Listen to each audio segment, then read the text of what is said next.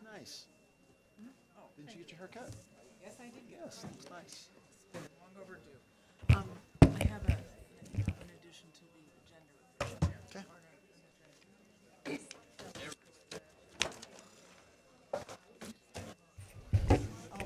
Thank you. Councilmember Finley, if you can hear the sound of my voice, we miss you. But let's go ahead and get started. I'd like to call this meeting to order, and let's start with the roll call. Yes, she's here. Yeah. Can you push her button? Thanks.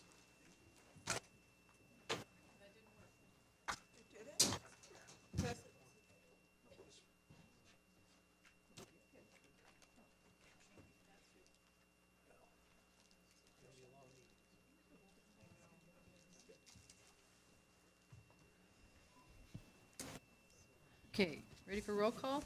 Indeed. Mayor Bagley? Here. Council members Christensen? Here. Finley? Martin? Here. Peck? Rodriguez? Here. Mayor Bagley, we have a quorum. All right, great. Let's see the pledge. I pledge allegiance to the flag of the United States of America and to the republic for which it stands, one nation, under God, indivisible, with liberty and justice for all. Please let the record reflect that Councilmember Finley has joined us. So anyone wishing to speak at first call, public invited to be heard, will need to add his or her name to the list outside the council chambers. Only those who are on the list will be speaking at the first public invited to be heard. Anybody can speak at the public invited to be heard, but if you're not on the list, you got to wait till the one at the end. So between now and the time we start the public invited to be heard, find that list if you'd like to speak at the beginning of the meeting. And if somebody else, the list is here, so raise your hand if you want to get on the list. Anybody? Going once? Okay. All right, let's go ahead with approval of minutes. Do we have a motion to approve the minutes of November 13th? Councilmember Finley? Thank you, Mayor Bagley. I'd like to move we approve the minutes. Second. You want to do them both at once? Let's do them. Yeah. So you don't want, let's go ahead and vote on this one, then we'll do the second one.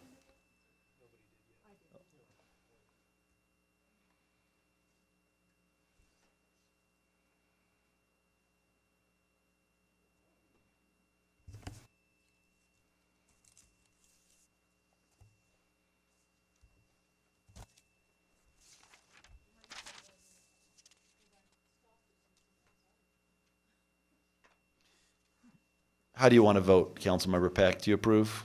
Okay, passes unanimously.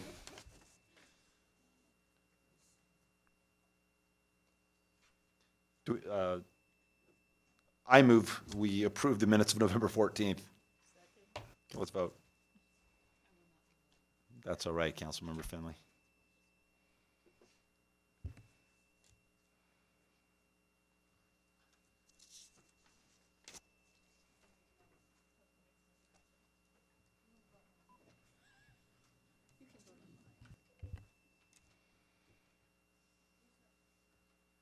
I've pressed mine. Mine's lighting up again and again and again.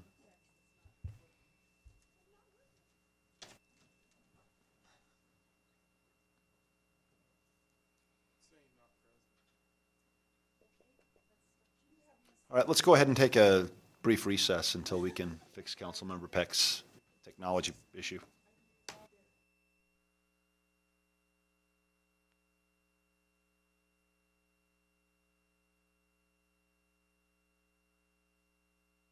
Let's go ahead and take 2 minutes. Just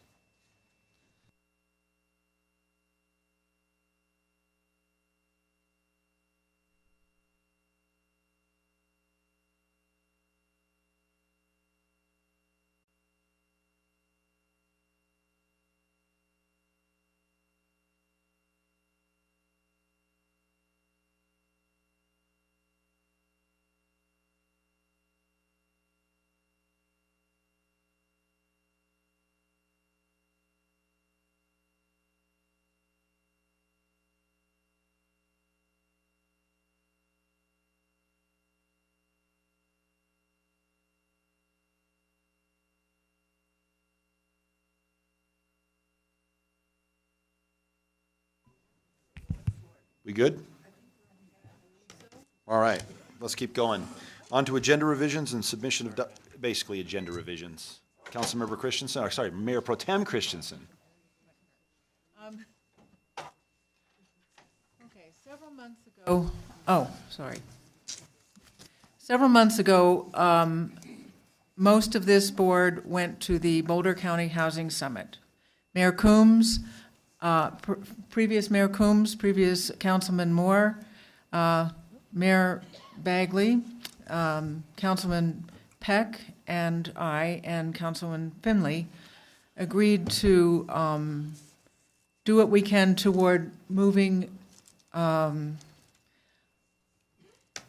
city of Longmont into alignment with the other cities in the county toward creating 12% affordable housing. The city of Boulder is trying for 20%. Longmont is ahead of the other cities in the county in providing incentives for developers, and yet we still only have 4.5% affordable housing. Of the 2,000 units that are in process of being built, only 110 are affordable. So we need to do more to provide affordable housing. And I would like to see us restore the affordable housing mandate to all new construction of owner-occupied and rental units, currently less than 50% finished towards occupancy. In addition, any land that is in the process of being annexed or is going to be annexed in the future. The proposal I would make is that we restore affordable housing and the affordable housing mandate and say all new residential development contribute 12% of total units as affordable housing as defined by HUD, either on-site or dedicating existing units as permanent affordable housing, or dedicating vacant land for all affordable development, or making cash in lieu payment contribution to our affordable housing fund. This is to the benefit of the very low, the moderate, and the middle income residents, which is about 80% of the town. Our median salary in Longmont is $30,000. That's not very high income. Ultimately, we're judged not by our words and speeches, by what we do. We gave our word, and we need to keep our word. So that is the proposal I put forth for a future agenda. And I believe, in talking, Harold, I believe city staff has already begun working on this, right? Preparing a presentation to bring back ideas for what that would look like. I don't think we specified. We just said a discussion of affordable housing. Specifically, so Harold, do you want to field this? Yeah, so I think there was a comment a while back about this. I've had conversations with Karen. We've started looking at it and just bringing items back. Okay. I need to get with her to see when the timing is, but if this is a piece of it, then we do need council direction on bringing this piece forward as well. Okay. Councilmember Peck. Microphone. Harold, when you set up that meeting or that discussion, I would like Kathy Fedler to give us some data on what the inclusionary housing looked like when we had it versus what we don't have now. Some comparative data to make sure that we make the correct decision. Okay. Councilmember Martin. Thank you, Mayor Bagley. I would like to add something to that, which is that there is some literature, which I will be happy to provide, but I don't have it with me now, suggesting that cash in lieu tends to drive development in the wrong direction. And I would like the staff to at least consider the idea that cash in lieu would not be part of the mandate.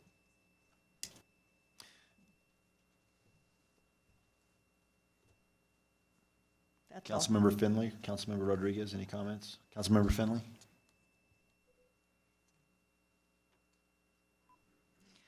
Thank you, Mayor Bagley. I I will reserve my comments on this when it comes back and after we get a report on it.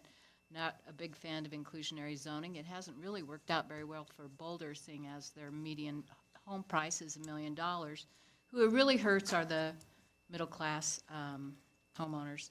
But I do have something else I would like to bring up if we're done with this topic. I guess, what else do you need from us? Have you heard anything? Based on the comment that you made previously about wanting to look at this, and then the comments from the other 3 council members, I have the direction. Okay. And we'll prepare that. Okay, cool, thanks.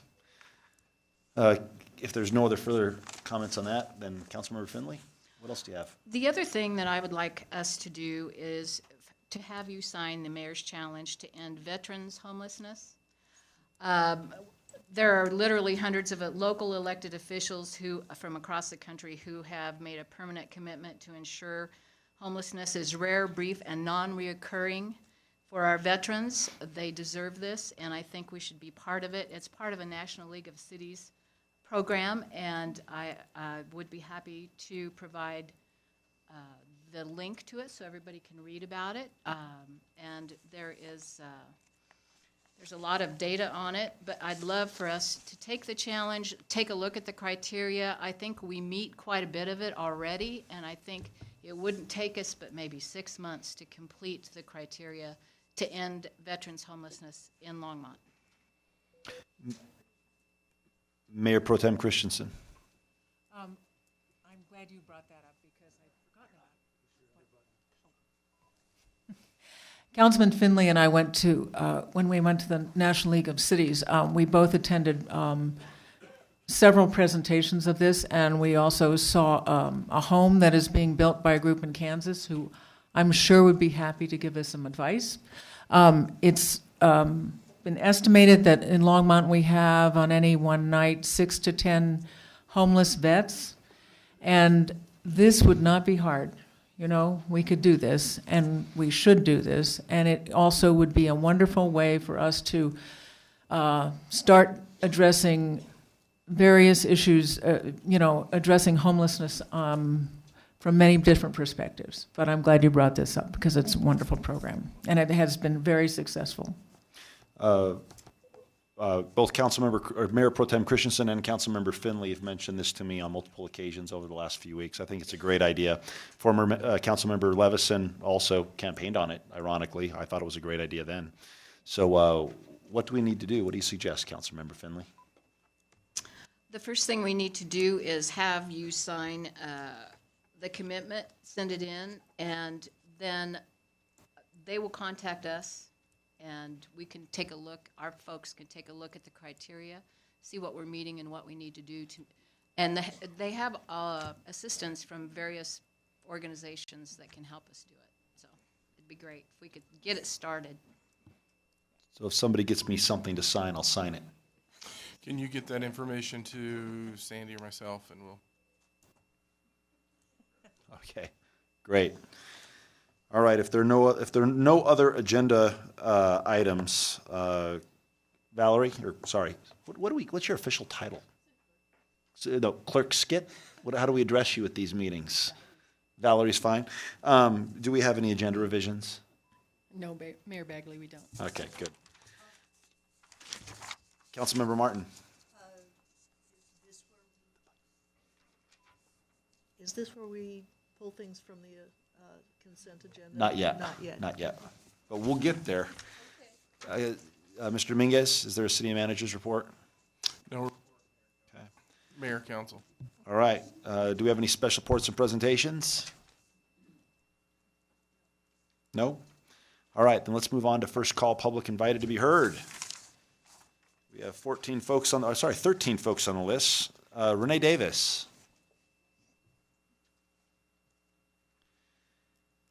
So if you could go ahead and start by stating your name and address, and you've got 3 minutes.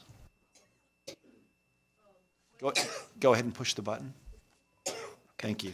My name is Renee Davis, and I live on Amherst Drive in Longmont, Colorado. And I'm here tonight to talk to you about the Windy Gap Firming Project. I am a member of the Longmont Water Board. and I just wanted to give you a brief 3-minute detail on the process I came to support the 10,000 acre feet amount that the voters also endorsed this year. So one of the things that is a big question is the volume. And I want to say that we are going for the right volume if we go for 10,000 acre feet. This water is water that we do need. It's a need we have far into the future, but it is a need. And I know some of my fellow Longmont Water Board members have talked to you about some of the elements of our water portfolio that are less firm, less secure than others, and how this fits in, that extra 2,000 acre feet that the board recommended fits into that gap very nicely. I also want to talk to you briefly about how it's the right price. This water is cheap.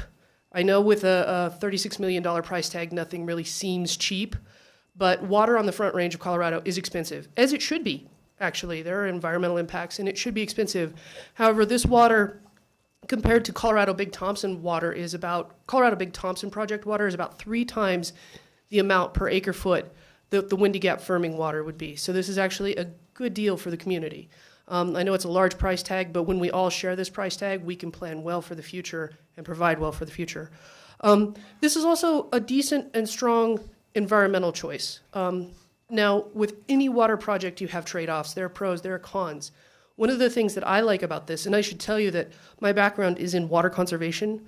I'm also a Colorado Mountain native, so I have a sensitivity to the folks on the West Slope that are dealing with Front Range communities going and hunting for water in their communities. And that's one of the things that I actually like about this project is that there are so many stakeholders that came together at the table to work on the environmental impacts and to negotiate the environmental impacts. I feel that's a very strong thing. I also believe that this project is probably a little bit more environmentally friendly than the next projects in line after this one. You can say yes or no to this project, but you need to understand that there's 2 other projects behind this one that the city is also contemplating doing. This one has a stronger environmental footprint, if you will. And so I just wanted to close, and one other thing I wanted to bring up is that if we do not go for the 10,000 acre feet, it's not like that water's going to end up in the Colorado River. That water is actually going to be appropriated by another community that's also participating in the Windy Gap firming project. Longmont is a great community because we are environmental stewards. We care about the environment. We care about the people who live here. We're strong at fighting fracking. We are also responsible about growth, or at least trying to be. And I think the water could go to another community that may not have those values. So I would like to see us get the water that we need and is appropriate. And also, just to urge you to follow the voters' lead. Thank you very much. Thank you.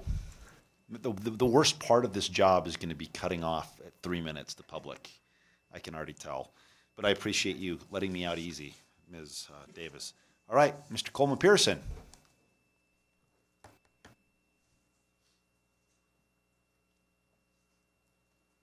Hi, I'm Coleman Pearson. I live at 2000 Sunset Way, apartment 7311. Thank you for being here.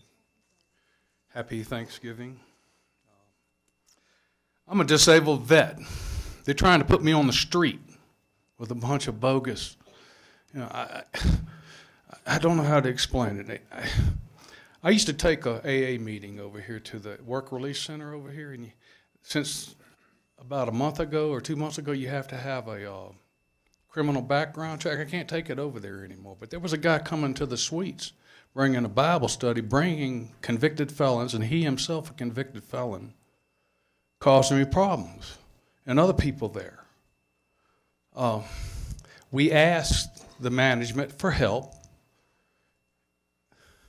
and you can't explain. You'd have to come live there.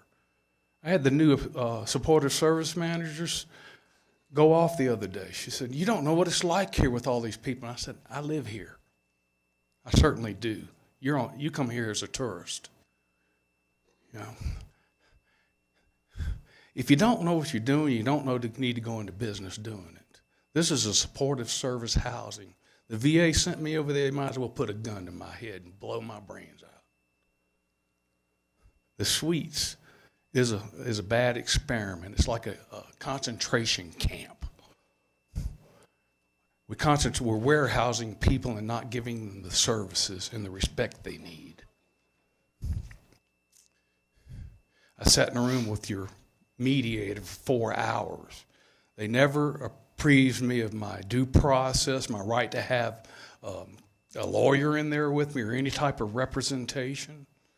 And when I asked them why, they said, we didn't want to muddle things. Well, I'm mentally challenged. I need some people to help me unmuddle things. I deserve representation. You want to help vets? Why don't you just help people in general? I'm not any more special than anybody else over there.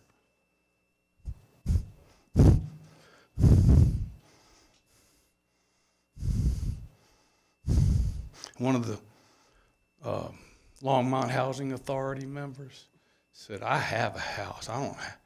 We don't have the same civil rights they have, I guess. You know.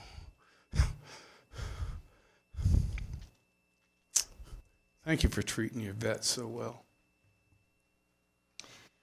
All right, Mayor Dennis Coombs.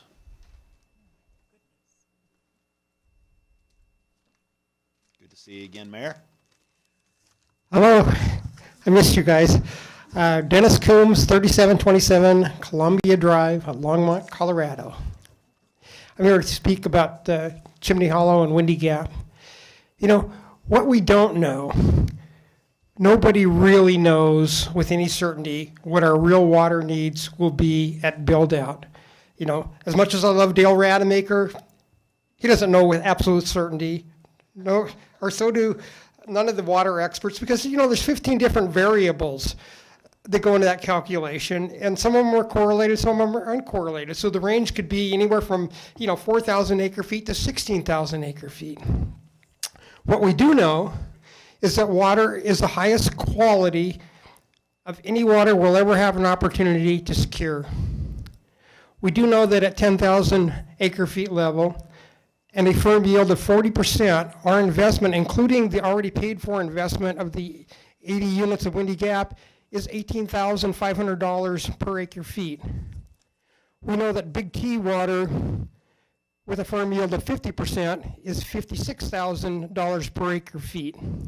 So that's basically, this water is 32% of the cost of Big T water. With our 80 units of Windy Gap, we're only firming 50% of our water at the 10,000 acre feet level. If we go smaller, we will be stranding a very valuable asset.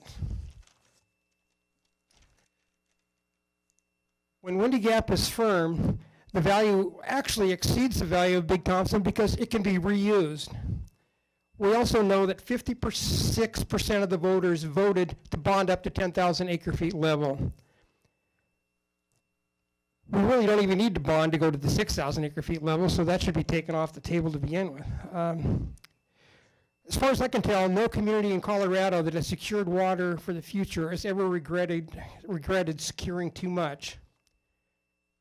What if we were wrong and we didn't need this much water in the future? Well, the downside risk of being wrong is not that bad. I mean, in the future, we could have this asset that's going up in value, and we could, a future council could decide to sell it or release it to other communities in the future.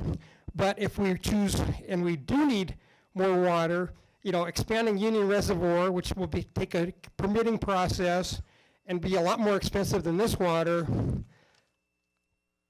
the responsible decision is to solidify our $50 million investment in Windy Gap water. It would be presumptuous to assume any intent of the Longmont voter other than what they approved, the $36 million bond issuance, with the information that passage of the bond would involve a small water rate increase and would build 10,000 acre feet of storage, which was stated to be voted on by the city council. It is the fiduciary responsibility of the city council to execute this vote. Thank you. Thank you, Mayor. Had to cut him off. Ingrid Moore.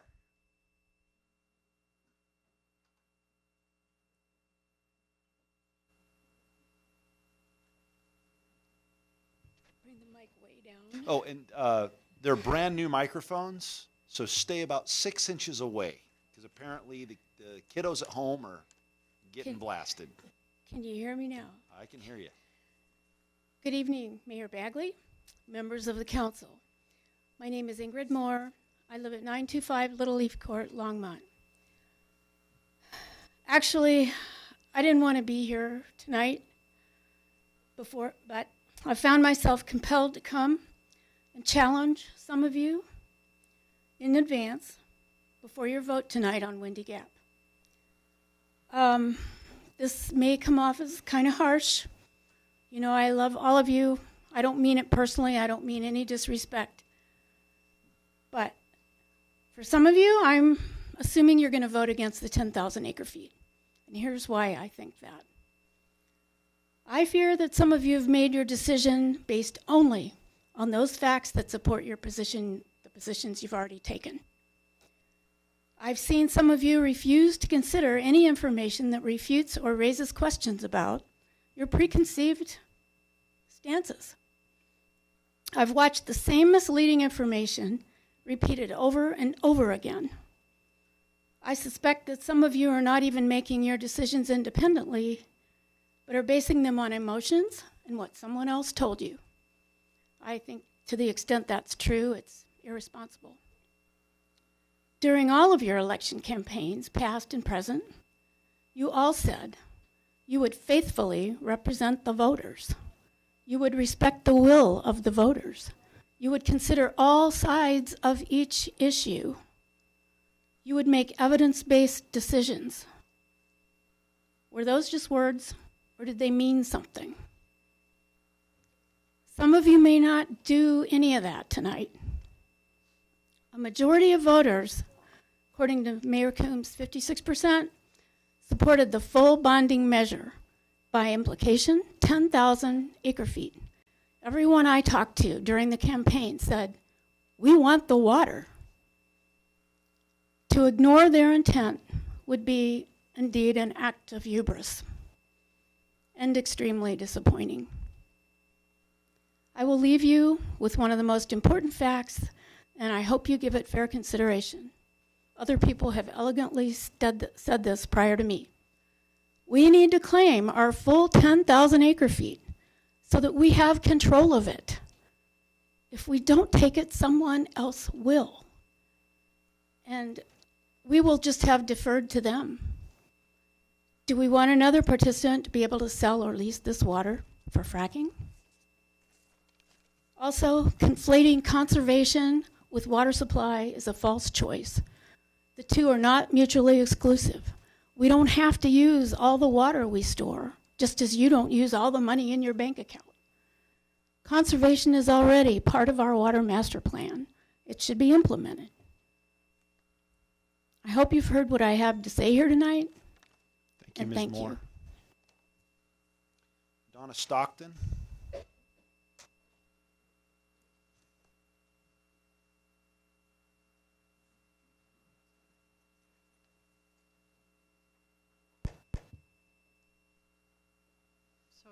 Hope you can hear me all right.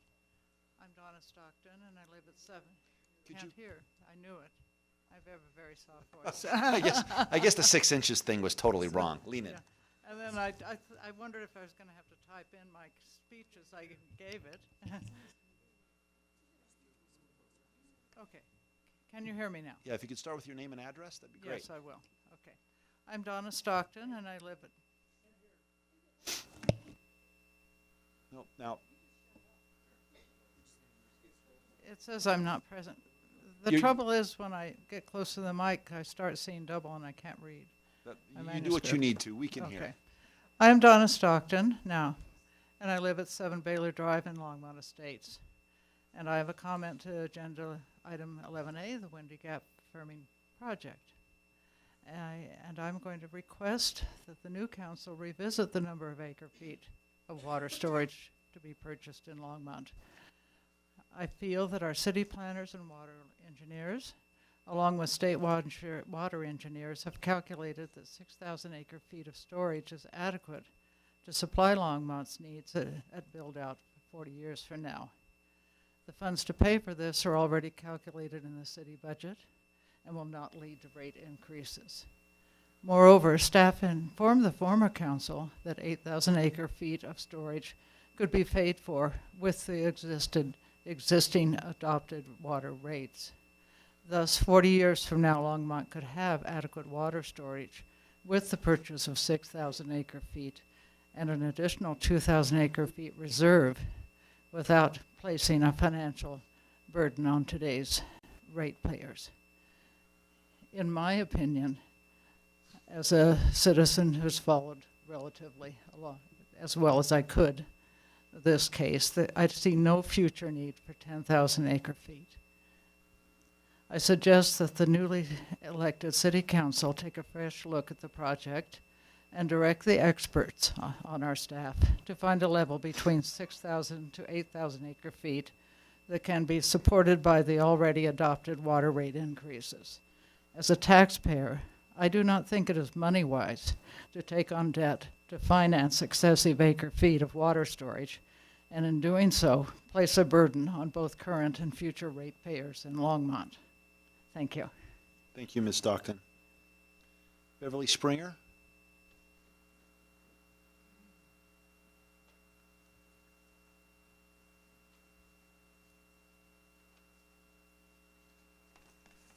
I hope I'm at the right spot. Can you hear me? We can hear you. Okay. I'm Beverly Springer. I live at 1819 Signature Court here in Longmont. And my topic's water rates under the Wendy Gap. And I'd like to direct my remarks primarily to Mayor Bagley because I see you're going to have a split loyalty, I think, when you look at this particular issue. The thing that concerns me is the cost for the citizens. I know I talk to a lot of people, older people, and also working class people who live barely from paycheck to paycheck or pension check to pension check. And this is going to affect them. And I know you, with your interest in the Latino community, know how many working class people there are going to be affected by these rates. So I hope you'll consider it, that thinking about how much water, that whole part I'm not addressing, but how you're going to pay for it. I think that's very important. I was working today on the book mailing for the Mayor's Book Club and thinking about the fact that you'll be reading the next book. And I want to tell you the title, That's Not Fair. And I think that title applies to the consideration of the rates. Please think about the people that you know in the Latino community, the fact you'll be able to read the book in Spanish as well as English, and the older citizens as well. But thank you, all of you, for consideration. Thank you, Mrs. Springer. James Kenworthy.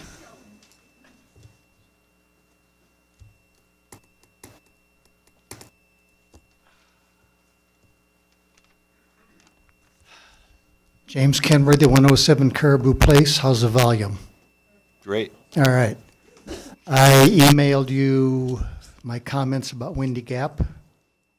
I hope you'll take those into consideration. But what I want to talk about is, I used this term a few times before, the time for the cities and the county. What's that mean?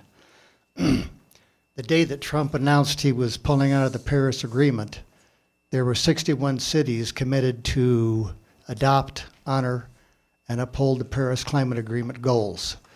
Now there are 384 cities. That's 68 million Americans. California has signed up to honor. Washington State also. Climate change is not the only issue, but these numbers indicate that the cities realize that they are what protect the citizens. We're not going to get any coherent help from the White House, probably not from the governor.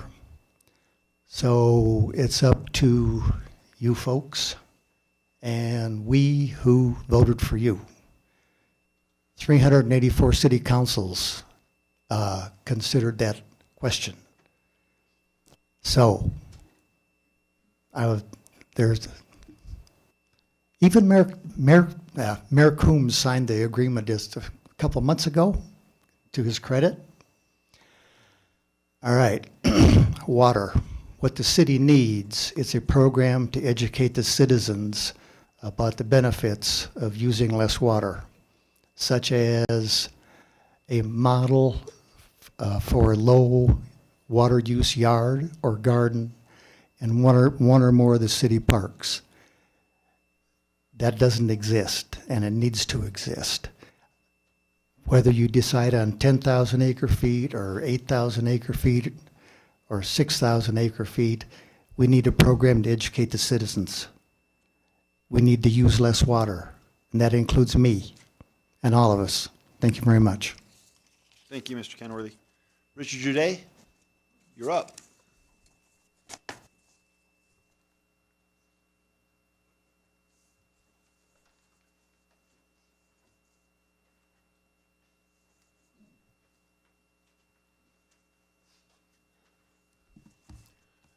Good evening, Mayor Bagley and members of council. I'm Richard Jude. I live at 4042 Hawthorne Circle. A couple of weeks ago, I was enjoying lunch at the farmer's market, and I was wearing the same Jude sweatshirt then that I am now. And a woman approached me. At my age, this doesn't happen all that often anymore. And she said, "Are you Richard Jude?" And I said, "Yes, I am." And she said, "I want to thank you for the opinion piece that you wrote on the water storage bonds." And she said, "I had listened to the politicians, I've read the other columnists, and it wasn't until I read your piece that I understood what the situation really is. So I voted for it." In fact, she went on, "I think your piece is why the issue passed." Well, that's maybe more credit than it deserves, but at any rate, I like that. And let me translate that voter's intent into my suggestion to you this evening. As council, you have a couple of relevant duties. One is to take care of what the citizenry doesn't even know they need, and the other is to do what the citizenry says that they actually want. So here's what I put in that Times Call piece. First, it was being a political football, but that's over now. The election is done.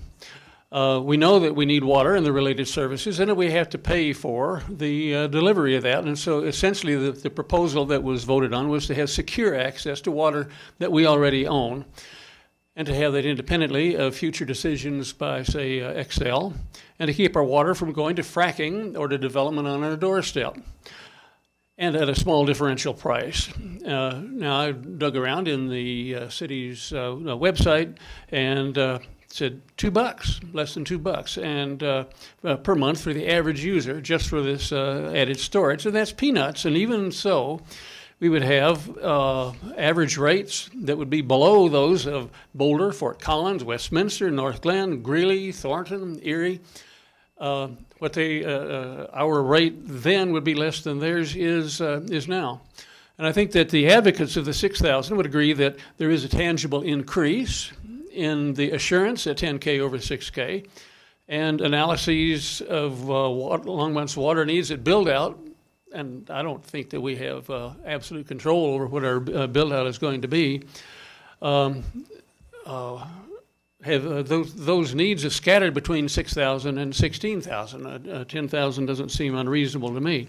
So I'd go for the insurance policy at half the cost of a Starbucks a month, and so would the nice lady voter at the farmer's market. Now, at least two council candidates said we'd like a charter amendment to ensure that no water goes to fracking, and I would suggest that the council allow the voters to have a say in a charter amendment to that exact point.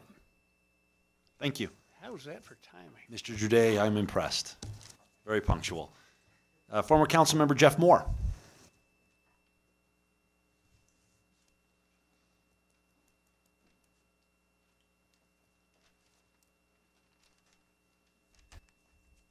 Good evening, Mayor and Council. Jeff Moore, 925 Little Leaf Court. I'm here to talk about Windy Gap again. So a majority of voters supported Measure 2J. Voters endorsed Longmont's participation at 10,000 acre feet by that vote. So the popular vote was used by justification by some on council to legalize pot. Why wouldn't that same logic apply to support the vote to participate at 10,000 acre feet? To do otherwise is not fulfilling the expectations of voters. I would hope that you all came here tonight with an open mind and have not already decided how you're going to vote. So if we bond the project, new development and future residents will be helping pay for this project. Windy Gap surcharge and a few dollars a month under water bills will extend into the future, and anybody moving to Longmont in the future will help pay for this project. As mentioned by the previous speaker, our current rates are already lower than our neighbors, and they're reasonable. So it's not like I would feel differently if we were to be out in the lead and being the most expensive. It's already been said, we need to control this water. We don't know how somebody else might use it. And you know, we have lots of strategic plans, water plan being one of them, and conservation would be an integral part, even with this additional water resource. So I would urge you to participate at 10,000 acre feet and renew the Windy Gap surcharge on new development. This way we add resiliency to our water supply, and future development helps pay for our water infrastructure. On another note, council cannot sell water rights, but long-term leases are allowed. Under current council policy, ordinances are in place to prevent us from using water for oil and gas development. Future councils can change this policy. I proposed, along with Mayor Bagley, to refer a charter amendment to protect our water. I cannot for the life of me understand how some on council will not support a charter amendment to prohibit the use of water that comes from Longmont in oil and gas development. One day you want to ban fracking and not use any water for fracking. The next day you won't take action to protect our water. I don't get it.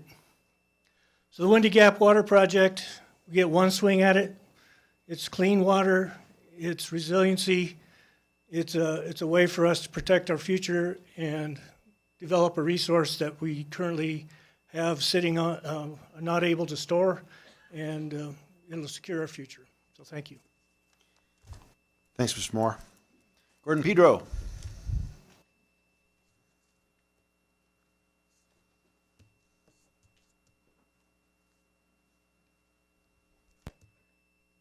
Gordon Pedro, 2639 Falcon Drive, Longmont. Mayor and City Council members, I want to address Agenda Item 11A. It's entitled, Next Steps for Windy Gap Firming. I hope tonight is the last time I feel a need to speak on this subject. The Windy Gap Diversion Project has been reviewed by numerous city councils since its inception in 1967. Longmont residents have invested approximately $50 million to bring this source of water into our portfolio. I've been engaged with the project for over 24 years, first as Longmont City Manager between 1993 and 2012, and more recently as a concerned resident who believes we should not force our residents to pay for more water storage than is necessary to meet our comprehensive plan build-out. Your staff has recommended a need of 6,000 acre feet in 40 or 50 years at the build-out of our comp plan.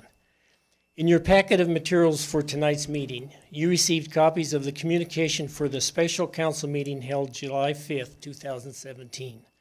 The special council meeting was held on July 5th for the sole purpose of discussing Windy Gap firming financing options. At that time, 4 options were provided regarding the level of participation in and financing for the Chimney Hollow Water Storage Project.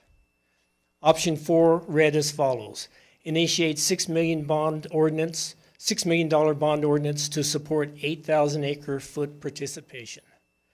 Although this was not the option selected by the City Council last July, I believe it was the appropriate option, given that your staff was recommending a 6,000 acre feet.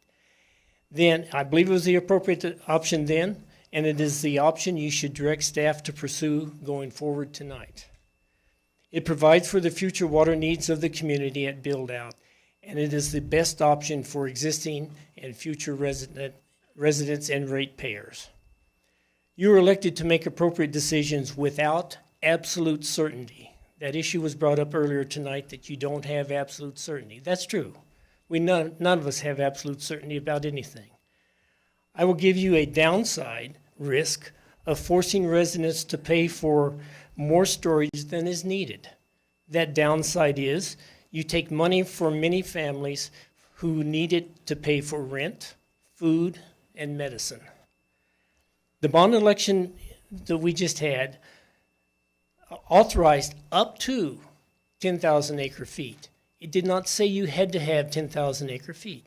That is a decision that only this city council can and should make, and I encourage you to make a decision that is appropriate for the community at not more than 8,000 acre feet, which is the number that you can have without adding additional rate increases to your residents and your taxpayers. Thank you very much for your time. Thanks, Mr. Pedro. Dr. Ken Huey. All right, thank you. Tasha Power?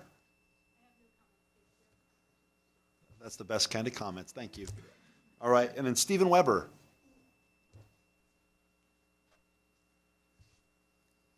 Good evening, Mayor Bagley and fellow councilmen. It's been a while since I've been here. Last person that I remember being here when I spoke was Valerie. Thanks for all your years of service.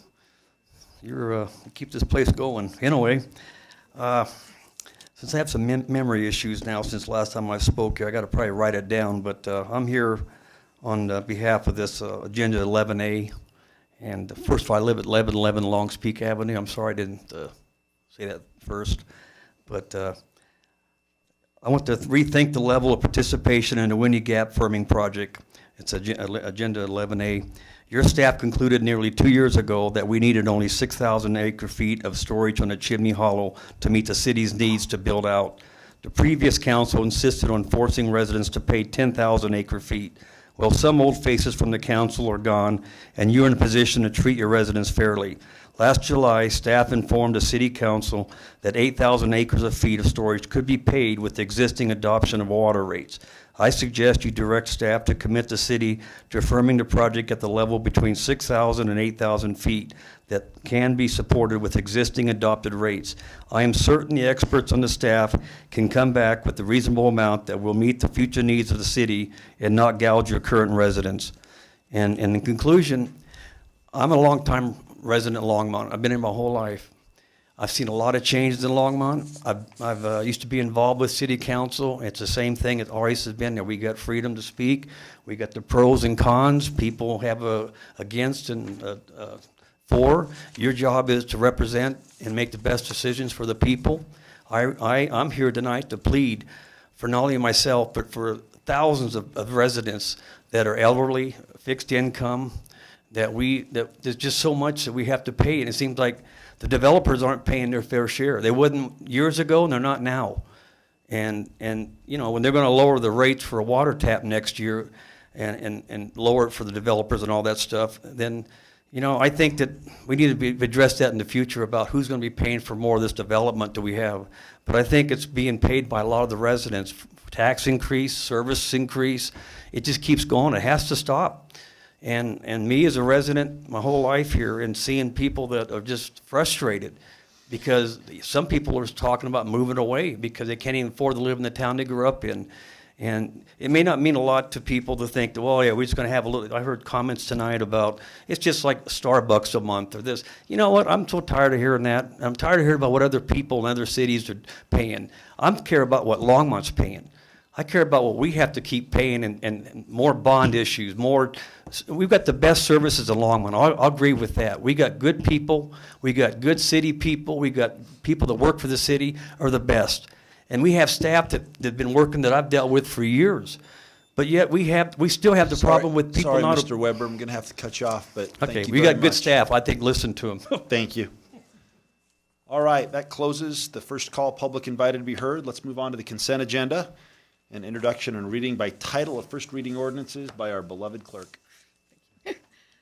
Item 8A is ordinance 2017-75, a bill for an ordinance making additional appropriations for the expenses and liabilities of the city of Longmont for the fiscal year beginning January 1st, 2017. Public hearing is, second reading is scheduled for December 12th.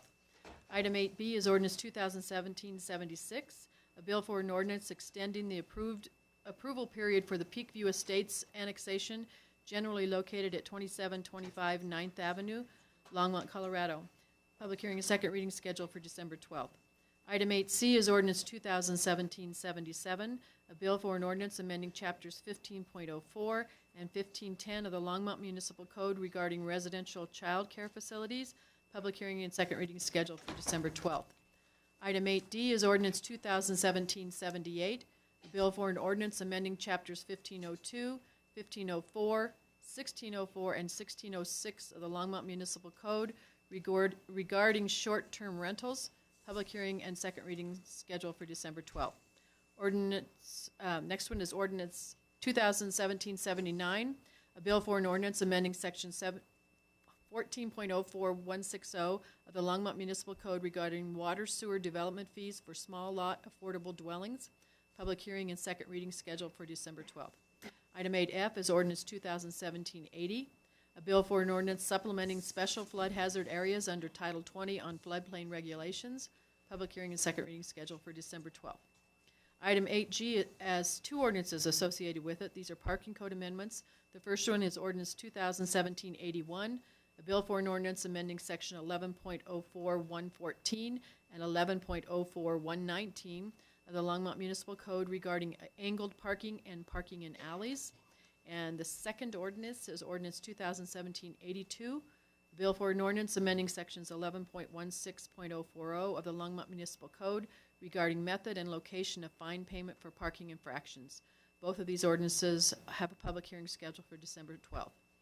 Item 8H is Resolution 2017-112, approving the intergovernmental agreement between the city and the Regional Transportation District for grant funding for a Main Street Corridor Plan.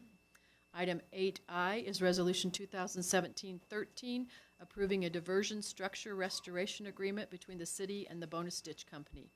Item 8J is Resolution 2017-114, approving the intergovernmental agreement between the city and Boulder County for its housing and financial counseling program.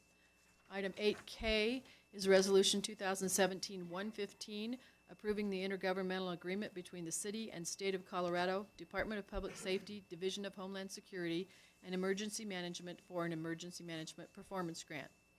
Item 8L is Resolution 2017-116, calling a special municipal election to be held Tuesday, February 27th, 2018, to fill a vacancy in the office of City Council Member for Ward 1.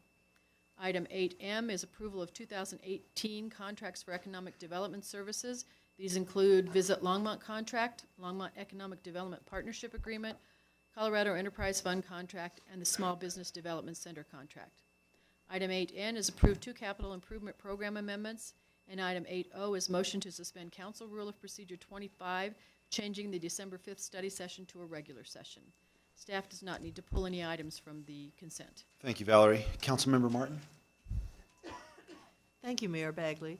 I would like to pull items C and D from the consent agenda. Do we need to discuss that, or should I form it as a motion? Let's just, you can do whatever you want, but Okay. I'm going to, would you like to make a motion, or would you like to hear what Council, or Mayor Pro Tem Christensen and Councilmember Rodriguez have to say in case they want to pull something? I'd like to hear what they have to say. Okay, Mayor Pro Tem Christensen?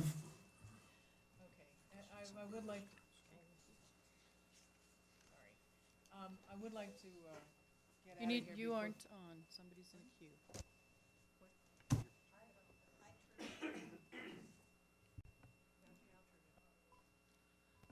Okay.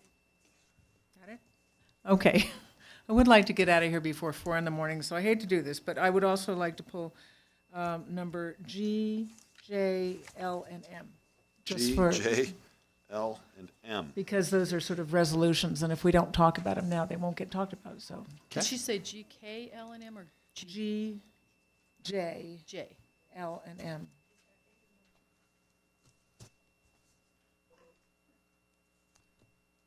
Do we have a motion to pass the consent agenda? Mayor Bagley, before you Yeah. pass the consent agenda, one that you left on was F, and I had the wrong second reading date on that. It should be December 19th.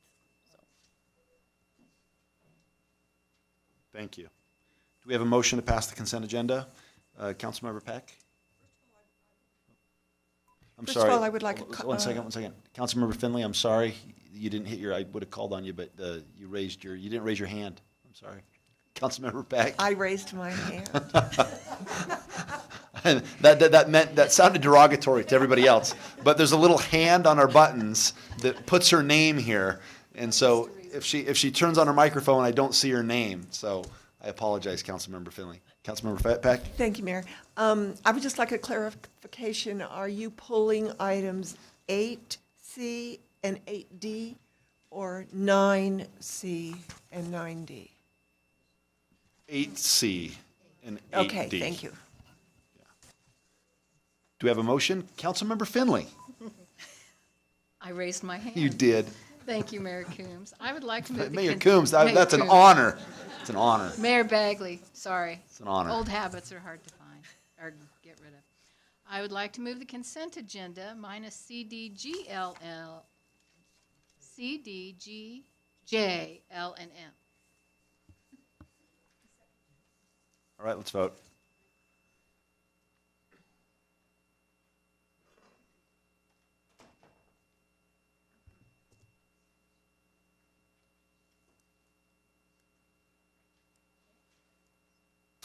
And amazingly, it passes unanimously.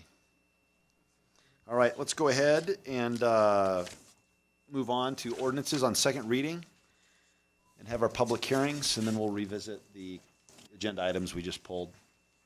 Mayor Bagley, your first item is 9A, Ordinance 2017-68, a bill for an ordinance making additional appropriations for the expenses and liabilities of the City of Longmont for the fiscal year beginning January 1st, 2017. Teresa Malloy has a short presentation.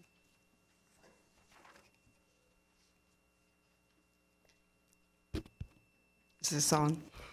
Okay. Good evening, Mayor and City Council. Teresa Malloy, Budget Manager. And typically, we don't make a presentation for our additional appropriations, as they are quite routine for us. However, I did want to call to your attention one item that is in this additional appropriation, and that is the item, the amount that is in the Longmont Urban Renewal Fund. And I wanted to let you all know that the reason that we are having to appropriate additional funds within the LURA fund is because this is the property tax and the sales tax TIF that we receive for the Village of the Peaks. And the actual TIF revenues for 2017 are coming in way ahead of what we projected when we were putting our 17 budget together. And so we wanted to actually reflect what we will really collect in TIF revenues. That's good news. That is good news. And this also will be the same for 11B, that budget resolution, when you actually adopt that as the board. Great, thank you. Thank you. Councilmember Finley. Thank you, Mayor Bagley. I had a question on this. Sorry to make you come down here again, but I noticed that the wildland truck is costing us $375,000. I would like to know what that truck is and why it costs $375,000.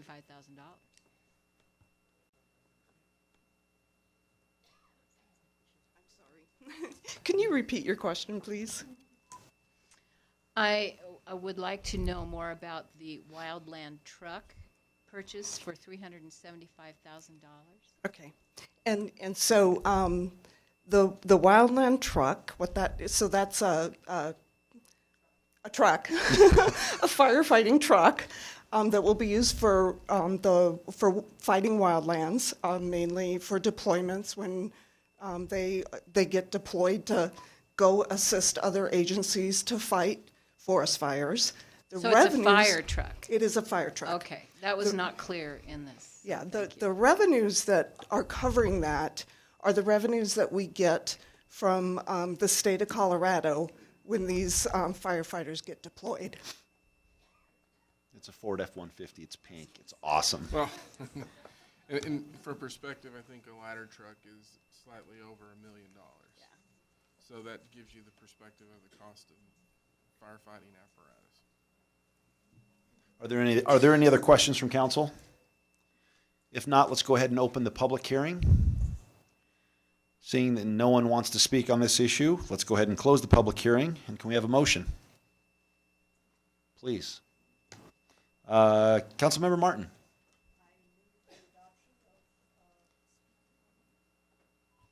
I move the adoption of item 9A.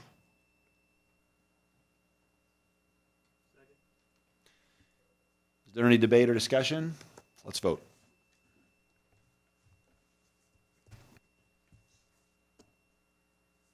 It passes unanimously. Let's go ahead to 9B, ordinance 2017-69. Mayor Bagley, that's a bill for an ordinance approving the Second Amendment to the lease for Vance Brand Municipal Airport Hangar Parcel H46. Staff does not have a formal presentation. Okay, does council have any questions, comments, or concerns? All right, if not, let's go ahead and open for public hearing. Seeing that no one wants to speak, let's go ahead and close that. Can we have a motion? I keep forgetting. It's right in front of me. I'm looking at everybody. What do you guys want to do? What do you want to do? That's right, I'm the mayor. Mayor Pro Tem Christensen.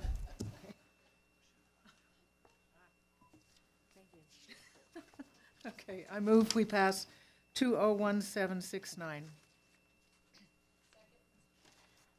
Any further discussion? Okay, let's vote.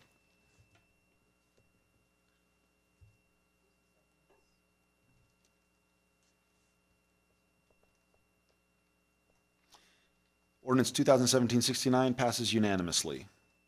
Let's go ahead and address ordinance 2017-70. That is a bill for an ordinance conditionally approving the vacation of right-of-way on the north 30 feet of the south 200 feet of the east half of Lot 3 Marshall Subdivision, Boulder County, Colorado, and the west 30 feet of the south 200 feet of the east half of Lot 3 Marshall Subdivision, generally located north of 9th Avenue and west of Francis Street. Again, staff does not have a formal presentation on this item. Okay. Are there any questions from council? All right, let's go and move on to the public hearing.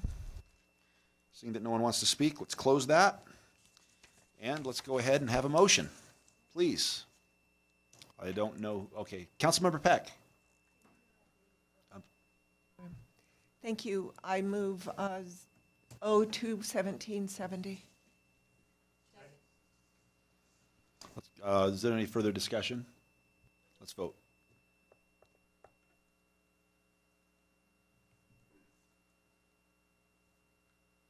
And ordinance 2017-70 passes unanimously. Let's move on to ordinance 2017-71. That's a bill for an ordinance conditionally approving the vacation of a 15-foot drainage easement, a 10-foot sewer easement, and a 15-foot utility easement in the Sullivan subdivision, generally located on Longspeak Avenue west of Hover Street. Again, no formal staff presentation. All right, thank you, Valerie. Are there any questions from council? If not, let's go ahead and open it for public hearing. Seeing that no one wants to speak, let's go ahead and close it. Can we have a motion, please? Councilmember Martin. I move the adoption of item D, O2017-71. Do we have a second? All right, let's vote. Actually, any further discussion? If not, let's vote.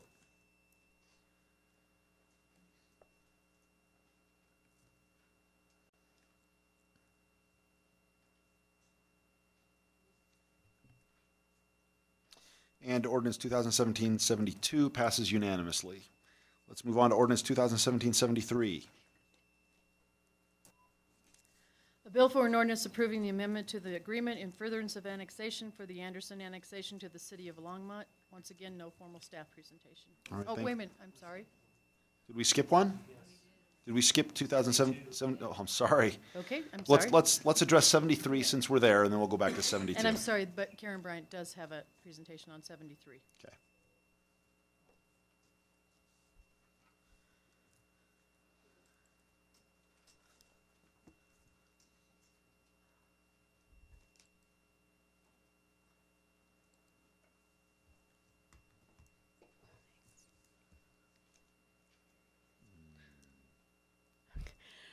Mayor, City Council, Karen Bryant, Planning and Development Services. So I'm just going to give a very brief presentation, and the applicant has a more detailed presentation on the project.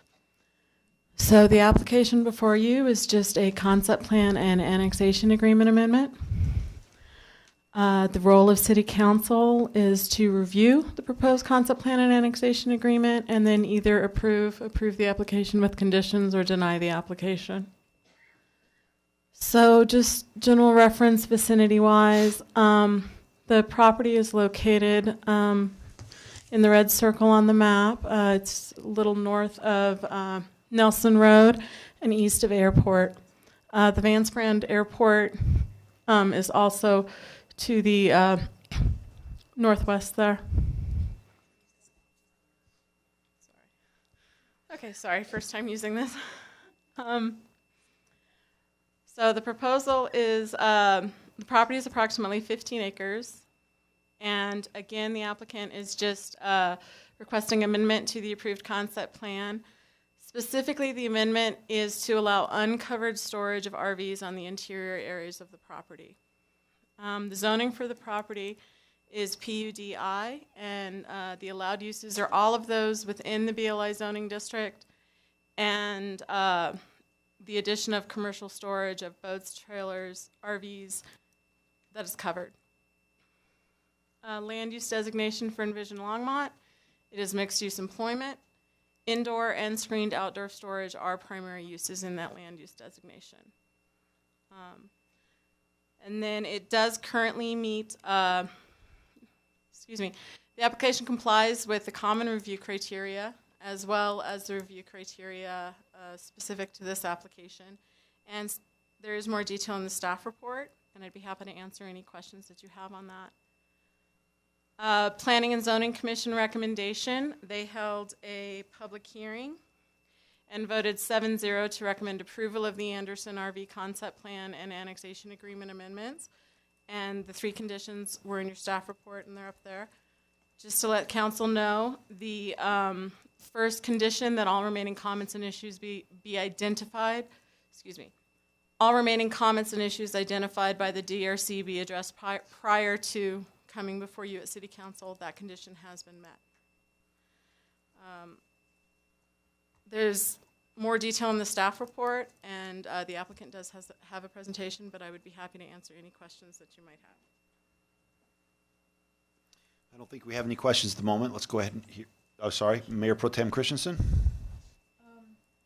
Yeah, what percentage of the? Sorry.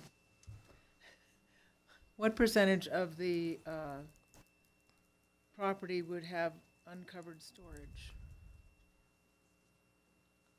Councilman Christian, I'm going to actually let the applicant address that question. And what would be the height of the buildings? The heights of the buildings, sorry, look at the application really quick. The heights of the buildings that are in there right now, I believe, are about 16 feet. Okay, so that passes okay for being right in the landing, or the airport pathway? Yes, at the time. It's 32 feet, I think. Yes. Okay. Okay. But I would like to know the percentage that would be uncovered. I think the applicant has that information within their presentation as part of it, which is why I'm deferring to them. All right, great. Let's go ahead and hear from the applicant.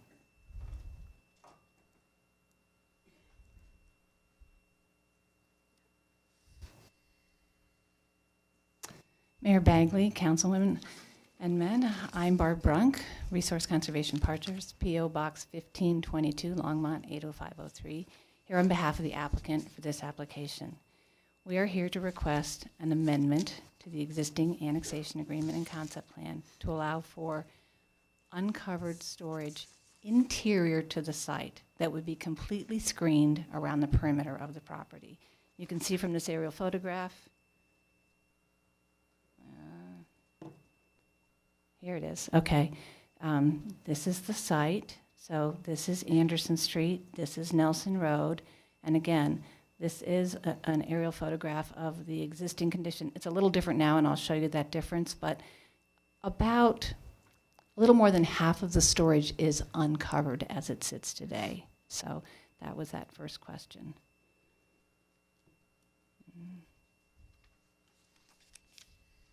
Sorry.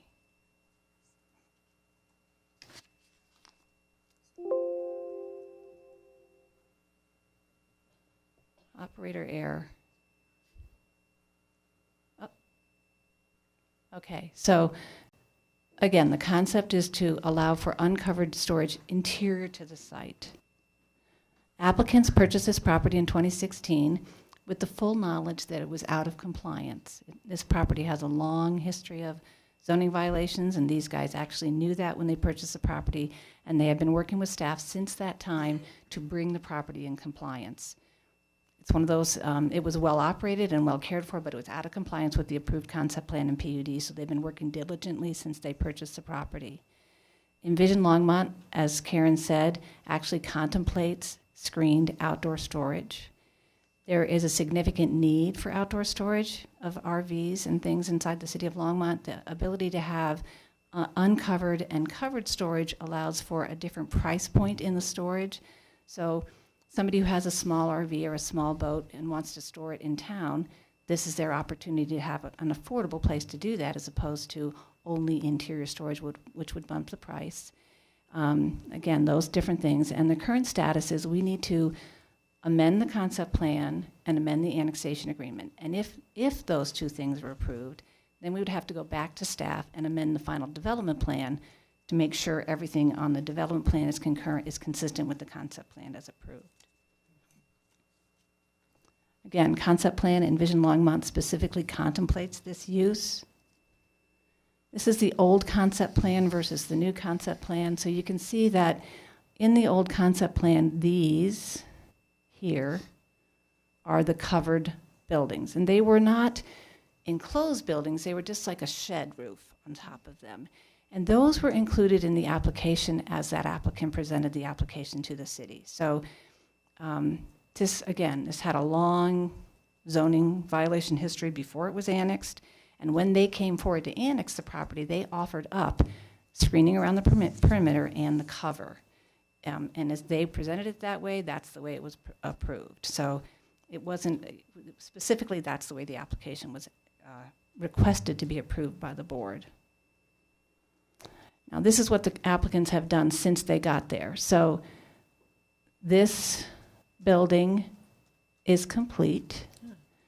These buildings are designed and awaiting what's going to happen here this evening as far as approval to get them put back in the system with building permits to get to build.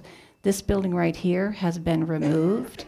And this building right here, Dan just showed me a picture, all but two pieces of steel that held up the building have been removed. So they've been working to get the site ready to build these other two buildings, and this one is completed. You can also see that there's significant landscaping around the perimeter of this site. One of the places where it's not as thick is along this edge, and as part of the application materials, we actually identified what is missing from the existing PUD, and that will get caught up and added back in. So there's a requirement to plant the remainder of those trees and shrubs to complete that screening. The last time we were here, Councilwoman Peck asked about the how it would look and what that little business that's going to work on RVs would look like and where it would be. Actually, I'm going to go back. That business will be located inside this existing garage on the property. So it will all take place. It's not a auto repair. It's a fixing the roof and adding new appliances and doing reupholstery and those kinds of things that repair the RV, not automotive things. So there's no mechanical or automotive things happening there, but it will happen inside the building. And anything waiting in line will be screened from the public. So I have some photographs of the way that screening looks today. Again, this is at the southern edge of the site, looking at the Anderson, looking along the site. So this is the existing screening. That building that has that garage in it is over here. Then this is, again, looking further down the street. As you go down Anderson Street, it kind of dead ends into a temporary turnaround, and this is looking south at that angle. This is looking at the northern perimeter, so you can see that existing landscaping around the site. And then I went out to Rogers and Airport Road to look across that field, so I could see from a different point of view, and this is that view from that point of view. So the combination of the perimeter structures and the landscaping screen the entire interior of the site. So it won't be visible from adjacent properties as they develop. The buildings are tall enough to screen the RVs inside, and that it's kind of a, it's not a fence, it's buildings that contain the operation. Again, this kind of shows that. There's the RV repair, these are the new buildings. So everything uncovered will be inside here and screened by this stuff, and that will happen inside the building. And again, the specifics of that will be on the FDP. So there's 2 layers of that regulatory process. And Excuse me, Councilmember Peck? Yes. Hold on. Mike? There we go. Mara, thank you for explaining that about the repair building. But in the communications, I read that there was going to be a car wash for RVs, and where will that be? And will that, how high will that be if it's going to be an enclosed car wash? Or is There's it a couple of choices about where the car wash will go. We'll kind of determine that, but either at this end of this building, inside the building, the enclosed building, so they'll just open put a door in the back and a door in the front so you could drive through it. Okay. Or in this area, so somebody can come into the site, drive through here, have their wash their RV, and then store it back where they put it on the site. Okay, thank you. Again, our request, this application meets the criteria for approval as shown in the application materials, the minutes from the Planning Commission, and the staff report is submitted. All notice and posting as required by code was completed. We request that you approve the amendment to the annexation agreement and the concept plan, and we're here to answer your questions. Thank you. I have one question. Why not stay in the county? Why annex into the city? What was the thought process? What was like, hey, we should annex in? I wasn't representing the applicant at that time, but what I remember from being around town when that happened is they were the existing landowner at the time it was annexed was one of those apologized type of landowners. You know, there's permission people and apologize people. He was an apologized person, and he had set up this operation without the benefit of a county permit. And so it was not an allowed use in the county. It was a zoning violation in the county. So that process got them into the, I mean, it took them a long time to work it out and get annexed, but that's the process. Okay. They were a zoning violation in Boulder County at the time they requested annexation. All right, cool. Thank you. All right. Any other questions from council? If not, let's go ahead and open up for public hearing. Seeing none, let's go ahead and close the public hearing. Oh, sorry, Councilmember Peck. On my microphone. Thank you, Mayor Bagley. I'm just going to make one other statement because it bothers me. And this is according to the Envision Longmont, this zoning is for all recreational vehicles. So my concern was, and I guess you answered it, but I'm going to make it a concern anyway, that any recreational vehicle would be a motorcycle, what I would call like a sand buggy type, or and if we don't get enough RVs for you to make a profit, that this would turn into just I don't know. My concern was that we were going to work on vehicles and it was going to be just another management place for recreational vehicles. Am I making sense? And that was my problem when it says that under the land use codes, according to Envision Longmont, this is for all recreational vehicles. You are saying that it's going to be specifically for RVs, but is there any way that this is going to be used for anything other than RVs?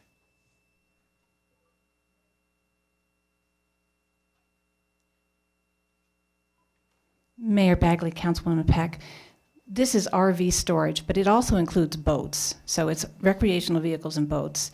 And there's a list of people waiting in line to be able to store their things here. So it's not that we don't have a place.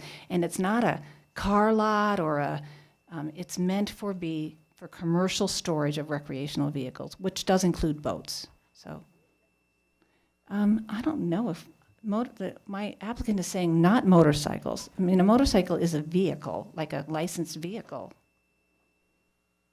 People use it for recreation, but they also use it for their primary mode of transportation, so, okay. And I'm not sure if there's a definition in the code of an RV. I don't know, but it is not the intention. All right, thank you, Barb. All right, we've closed the public hearing portion. Is there a motion? And we're on ordinance 2017-73. Councilmember Finley. Thank you, Mayor Bagley. I move passage of ordinance 2017-73. Let's vote. Any further debate or discussion? Let's vote.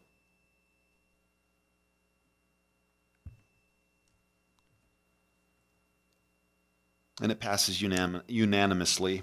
Let's back up to ordinance 2017-72. Excuse me. Mayor Bagley, that's a bill for an ordinance conditionally approving the partial vacation of a 10-foot wide electric utility easement being a portion of Jaeger Garden Acres, annexation number 3, generally located north of 19th Avenue and west of Main Street. In fact, it's 1905 Main Street. We do not have a formal staff presentation. Thank you, Valerie. Are there any questions from council?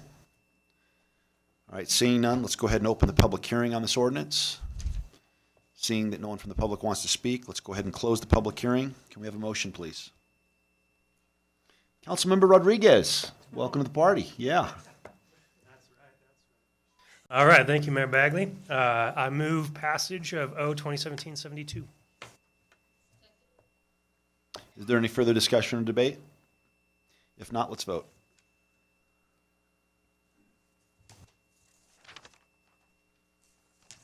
And the motion passes unanimously. Let's go ahead and go back to the consent agenda. Let's go ahead and, if we could, let's go ahead and do G, J, L, and M, the resolutions first. Is that okay with everybody? Can we start with G, Valerie? Parking code amendments? Those are ordinances, ordinance 2017-81 and 2017-82. I read the titles into the record already, but we need staff that could answer questions.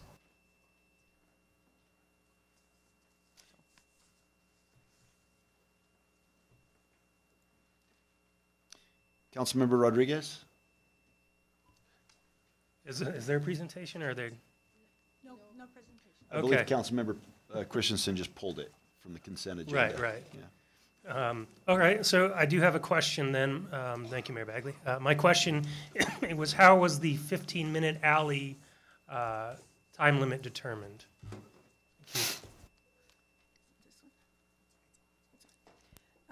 Mayor Bagley, Councilmember Rodriguez, Carmen Ramirez, Manager for Community and Neighborhood Resources, and also with me is Barb Ratner, our parking officer. So we looked at time delivery for a lot of freight companies, kind of what they look at. We looked at adjacent communities. Fort Collins has a 20-minute limit. So that's how we looked at determining what it would be the time to drop someone off, pick someone up briefly, and then merchandise delivery. Mayor Pro Tem Christensen. Okay, my problem is having, are we just talking about picking up people and dropping off people? Because We're in the course of my various occupations, I've spent a lot of time dropping things off and picking things up. And sometimes 15 minutes is pretty short. You know, it depends upon what you have to unload and load. I'm just worried about there being a conflict of people really needing 25 minutes or something to drop something off.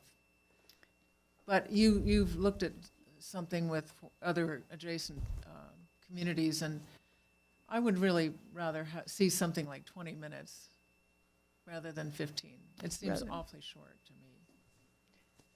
Well, I think 20 minutes, we can move that to 20 minutes. What we're looking at is really keeping the flow of traffic and the safety issues. What we've had is, if you can imagine, a UPS vehicle parked, And they may come in out in 10 and 15 minutes, but we've got 2 or 3 vehicles that have been parked there. We're talking an hour to 2 hours. Oh, yeah. And so that's kind of what we're looking at, safety and keeping the traffic flowing. So if Sure. we would make the amendment to change it to 20 minutes. Yeah. Do we hear a motion for that? All right.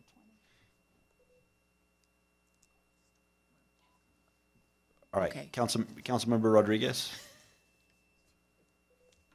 Thank you, Mayor Bagley. I guess my concern being when I look at this is I've talked to some of our larger scale restaurants downtown, and they tell me their kitchen managers and whatnot tell me it takes almost a minimum of 25 to 30 minutes to get some of those larger trucks unloaded.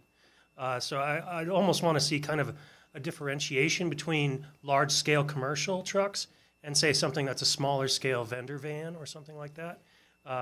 Where I think 15 minutes is probably absolutely appropriate, but when you're unloading a huge Shamrock food truck or Mile High food truck, it takes a considerable more time than 15 minutes.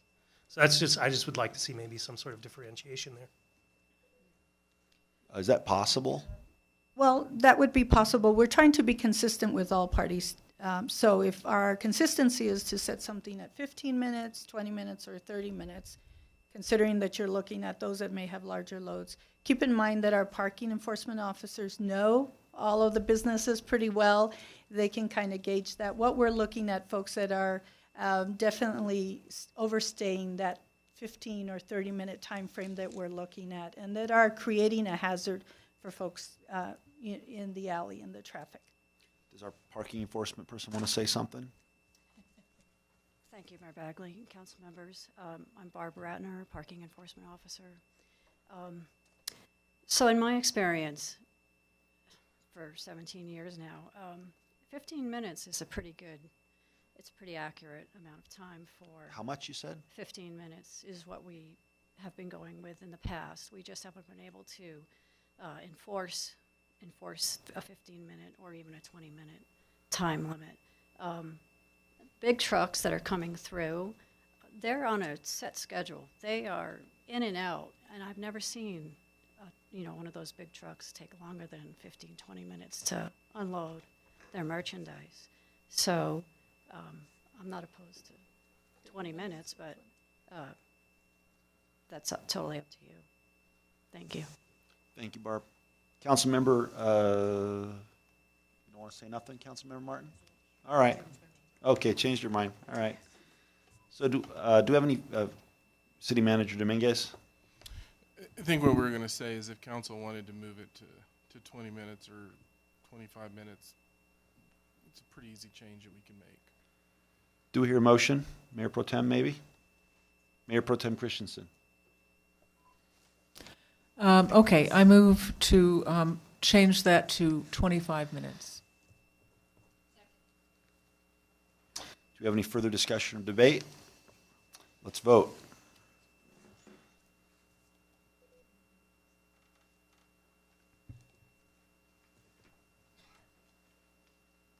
And it passes unanimously.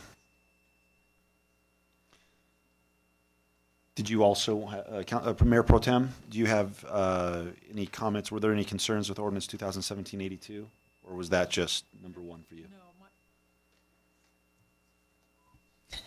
That was my only thing about the time limit, because it seemed very short for, in my experience. Great. Do you want to go ahead and make a motion for that second ordinance then? Okay.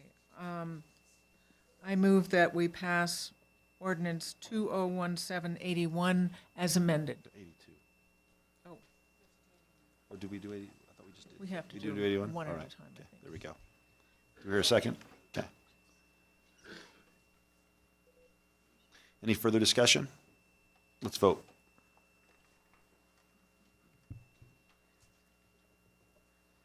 And it passes unanimously. Now, ordinance 2017-82.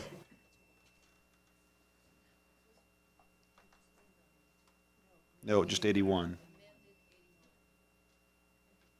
I thought the same thing, Val. Do we have a, sorry, Councilmember Martin? Yes, I move the adoption of item O, 2017-82. Is there further discussion on this issue? Let's vote.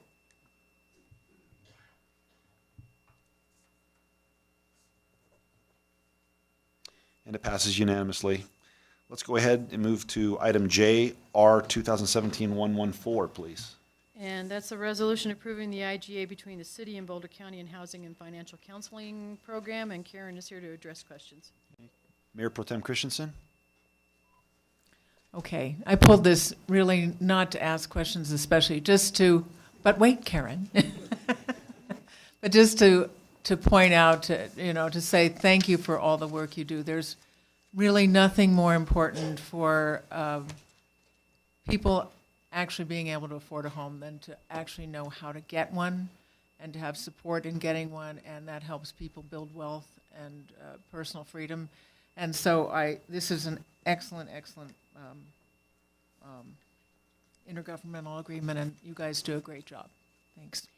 I will, this is Karen Roney, Community Services Director. I will pass that on to Kathy Fedler and Molly McElroy, who are our key staff members who make this program very successful. Thank you very much. Are there any opinions contrary to what have been expressed by Mayor Pro Tem Christensen? Seeing none, we shall close the debate, and let's go ahead and vote. That's what I mean. We need a motion. Let's have a motion. Mayor Pro Tem, hook us up. I move that we pass Resolution 2017-114. Any further discussion? Seeing none, let's vote.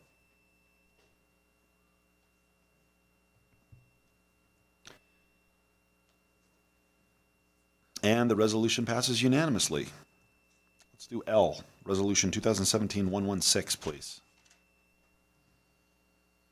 And that's a resolution calling a special election to be held February 27th. Mayor Pro Tem Christensen. I wanted to correct something I believe in the packet that said that last time this was held, it cost about $41,000. I asked Hillary Hall several weeks ago in a public meeting how much this election would cost, and she said $80,000 to $100,000. So that might be a good correction to make. Can we make this any earlier? No? Actually, no, that is the earliest possible date that we can have it. Okay.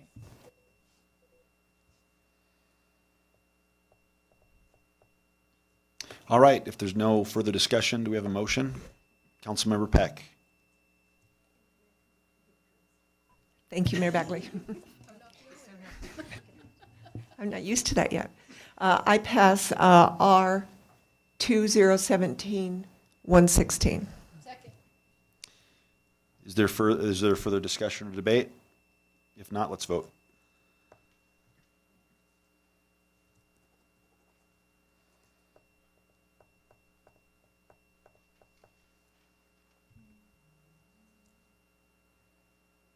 And Resolution 2017-116 passes unanimously. Let's go ahead and let's round out these Mayor Pro Tem And those are your pull-offs. Economic Development Services contracts. Sean Lewis is here to address questions. Mayor Pro Tem. Okay. I don't have any objections actually to these, but since we are looking at the approval of contracts and looking over these contracts, I would also like all of the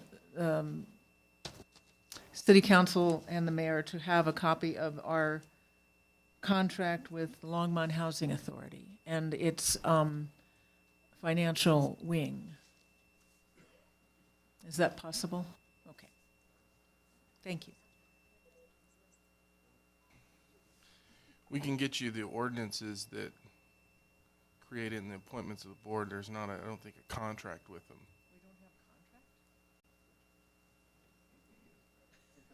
I think. I mean, we have the. Let's just jump in here. If you don't mind, can we set an agenda item sometime soon where we can discuss the relationship we have with LHA, what's going on? That might be easier. Actually, I see where you're going with this, and let's just go ahead and I'd like to have that too. Yeah, we can do that because we have things like the private activity bonds, but it's not necessarily an overall operating contract. That's really with the appointment of the board. But we can put an agenda item together and go over all of that information.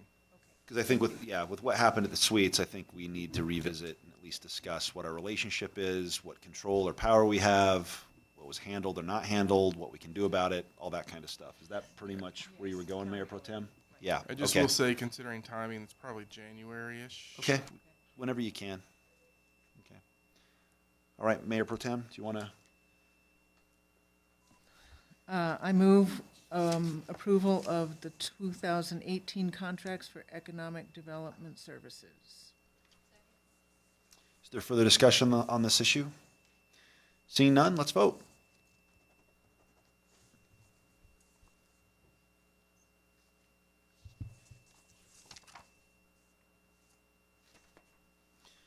And that passes unanimously. Let's go ahead and take a 5-minute break. Do we have C? Oh, no, I know, but what I was going to say is, but I'm anticipating that there's going to be a longer discussion. Yeah, so let's go ahead and take a 5-minute break.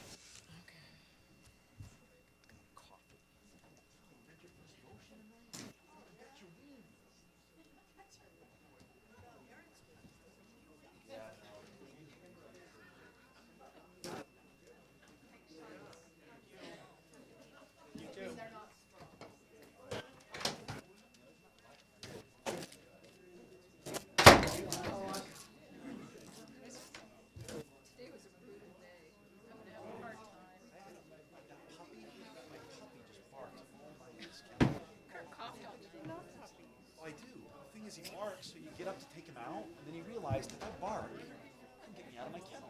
And so 4 or 5 times last night, he barked. And you'd take him out, and he wouldn't go. So you'd stick him back in the kennel. 15 minutes later, he'd bark again. It's just, right? So, yeah, good call on the LHA thing. About 5 months now.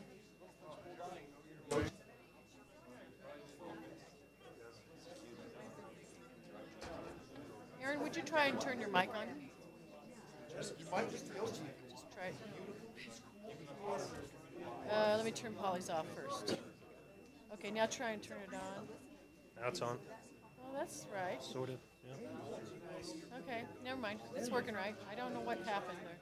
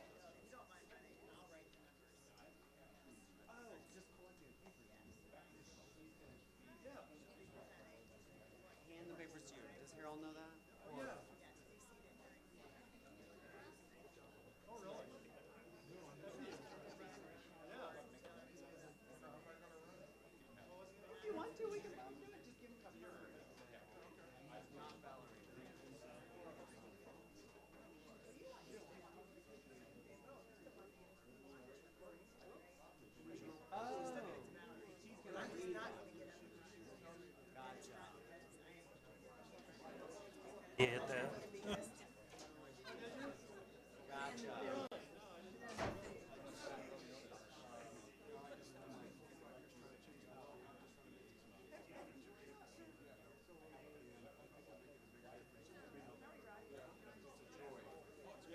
No, if you just. The talk button.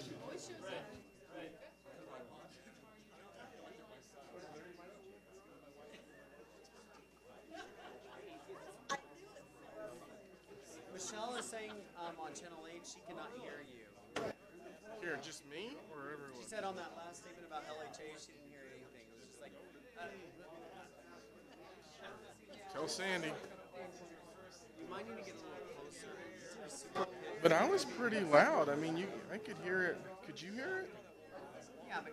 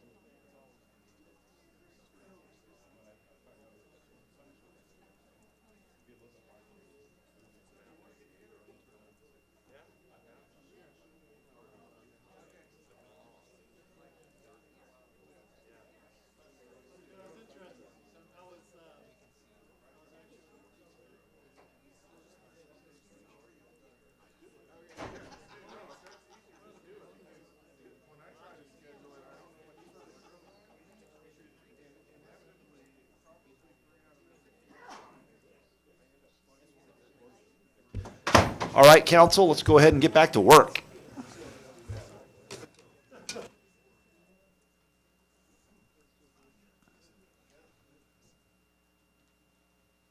All right, let's go ahead and move on to 8C, ordinance 2017-77, a bill for an ordinance amending chapters 15.04 and 15.10 of the Longmont Municipal Code regarding residential child care facilities.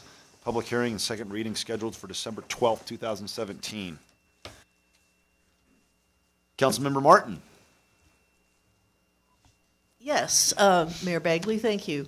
I would just like to observe that this seems like a very broad approach to accommodating a single facility, and maybe we would.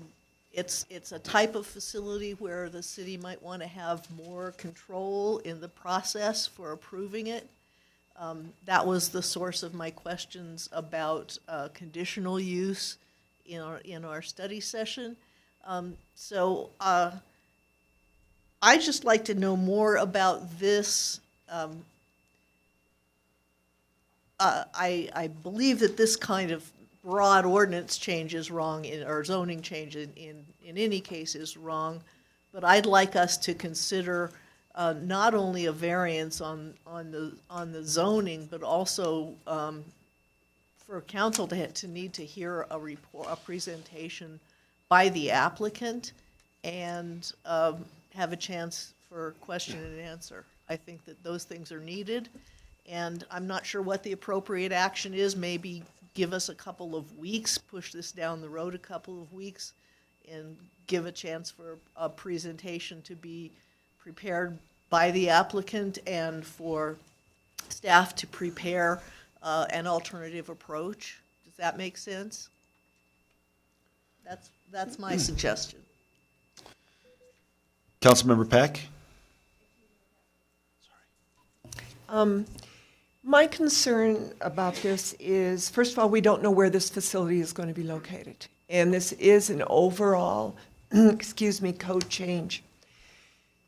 What they are asking for, correct me if I'm wrong, Brian, but is this code change the same zoning and codes that our marijuana retail shops or medical shops have? Will it be in the same type of zones and areas? Mayor and Councilmember Peck, I don't have the marijuana retail ordinance in front of me. I know that there's 3 or 4 different zoning districts where potentially those could be located. I don't recall specifically what those are, but they're non-residential zoning districts. With this code amendment, we realized that as part of the code update that we talked about earlier, that we needed to look at our group care and child care definitions and use categories, because as you're aware, the last time we did a major update to the land development code was 17 years ago, and our definitions aren't consistent with state licensing requirements. And so as part of this request, we were trying to accommodate a business that was looking to obtain a state license for a residential child care facility, which we really don't currently have in our land development code an adequate definition or use category. So we're trying to find, but as part of this proposal, we were trying to limit the zoning district classification where that use could potentially go until we look at this in a broader scope with a larger code update. To answer or to respond to Councilmember Martin's question, there are several options we could consider. One, as it's currently drafted in the ordinance, it's shown as a permitted use. As mentioned, potentially, if council feels that they would like to go that direction, we could potentially change that to a conditional use review, which would require a neighborhood meeting, have to go through a public hearing process before the Planning and Zoning Commission. That would be another option for council to consider. I will mention that the applicant is here this evening. If you would like to, if you have any specific questions for the potential company that would like to operate this business in Longmont. Mayor Pro Tem? I have a number of questions. Well, you're right. We have a definition of a group home, which would be a residential facility, and some sorts of locations for that, which would not be in a in a light industrial area. I don't want to see us keep updating the code and having zoning and then having people come in and expect us to change our code and our zoning just for them and change all of our code just for one application. We've had, for instance, the problem with the charter school that came into a light industrial area. And we've had several things with charter schools that come in and they take up industrial space that we're kind of short on.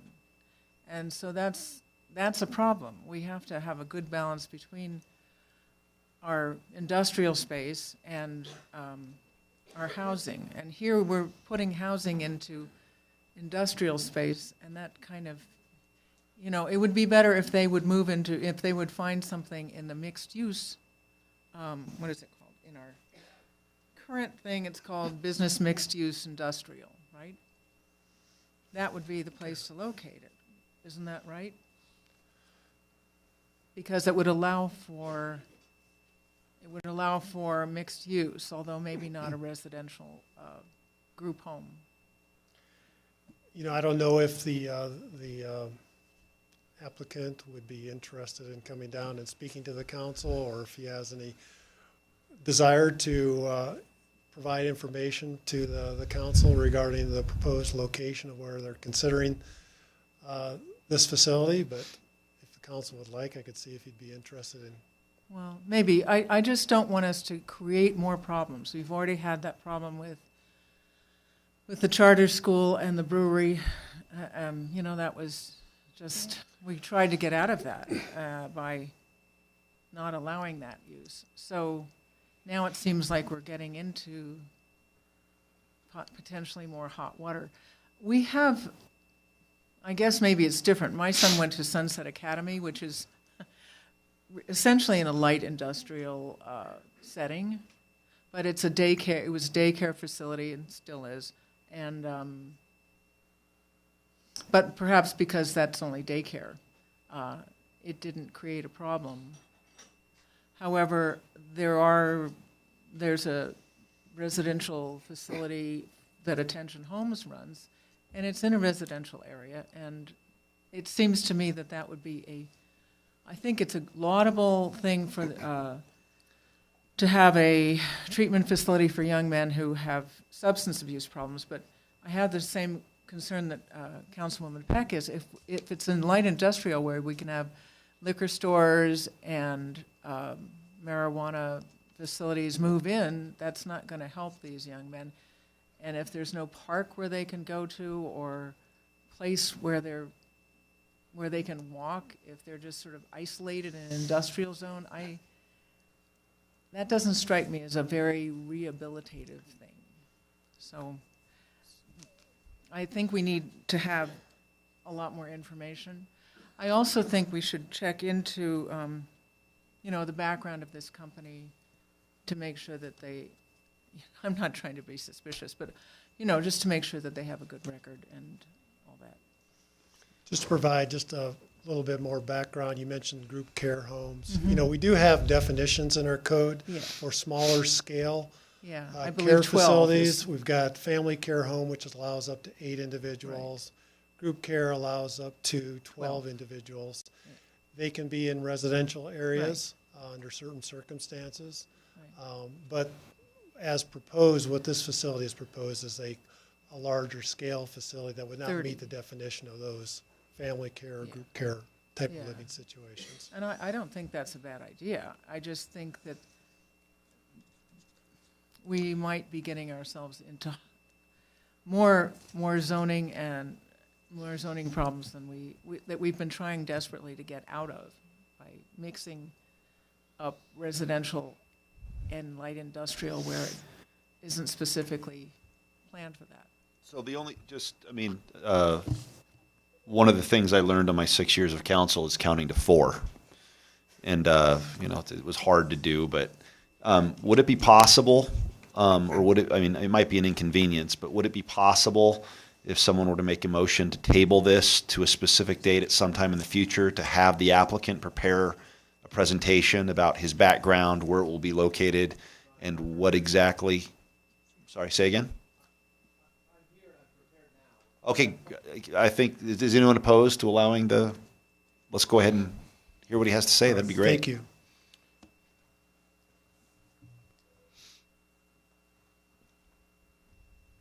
Thank you.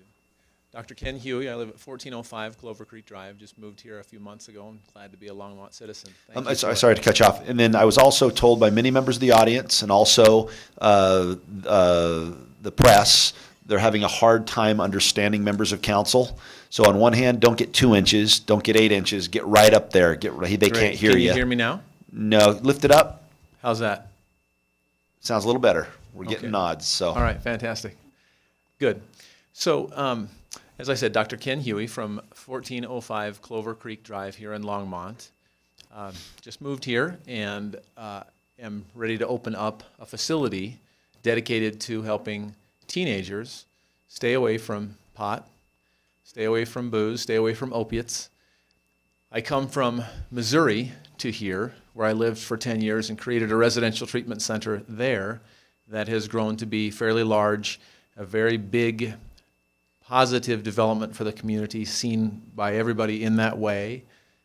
Pumps about $10 million into the local economy every year. There are about 120 kids being served every year at that site in Missouri, Lake of the Ozarks, called CALO, C-A-L-O. You can find it online, caloteens.com, if you're interested to see that. It is a good indicator of the general kind of client that we will be taking here. We're not taking court-remanded kids. We're not taking kids that are picked up off the street somewhere. This is parent choice, rather high-end treatment.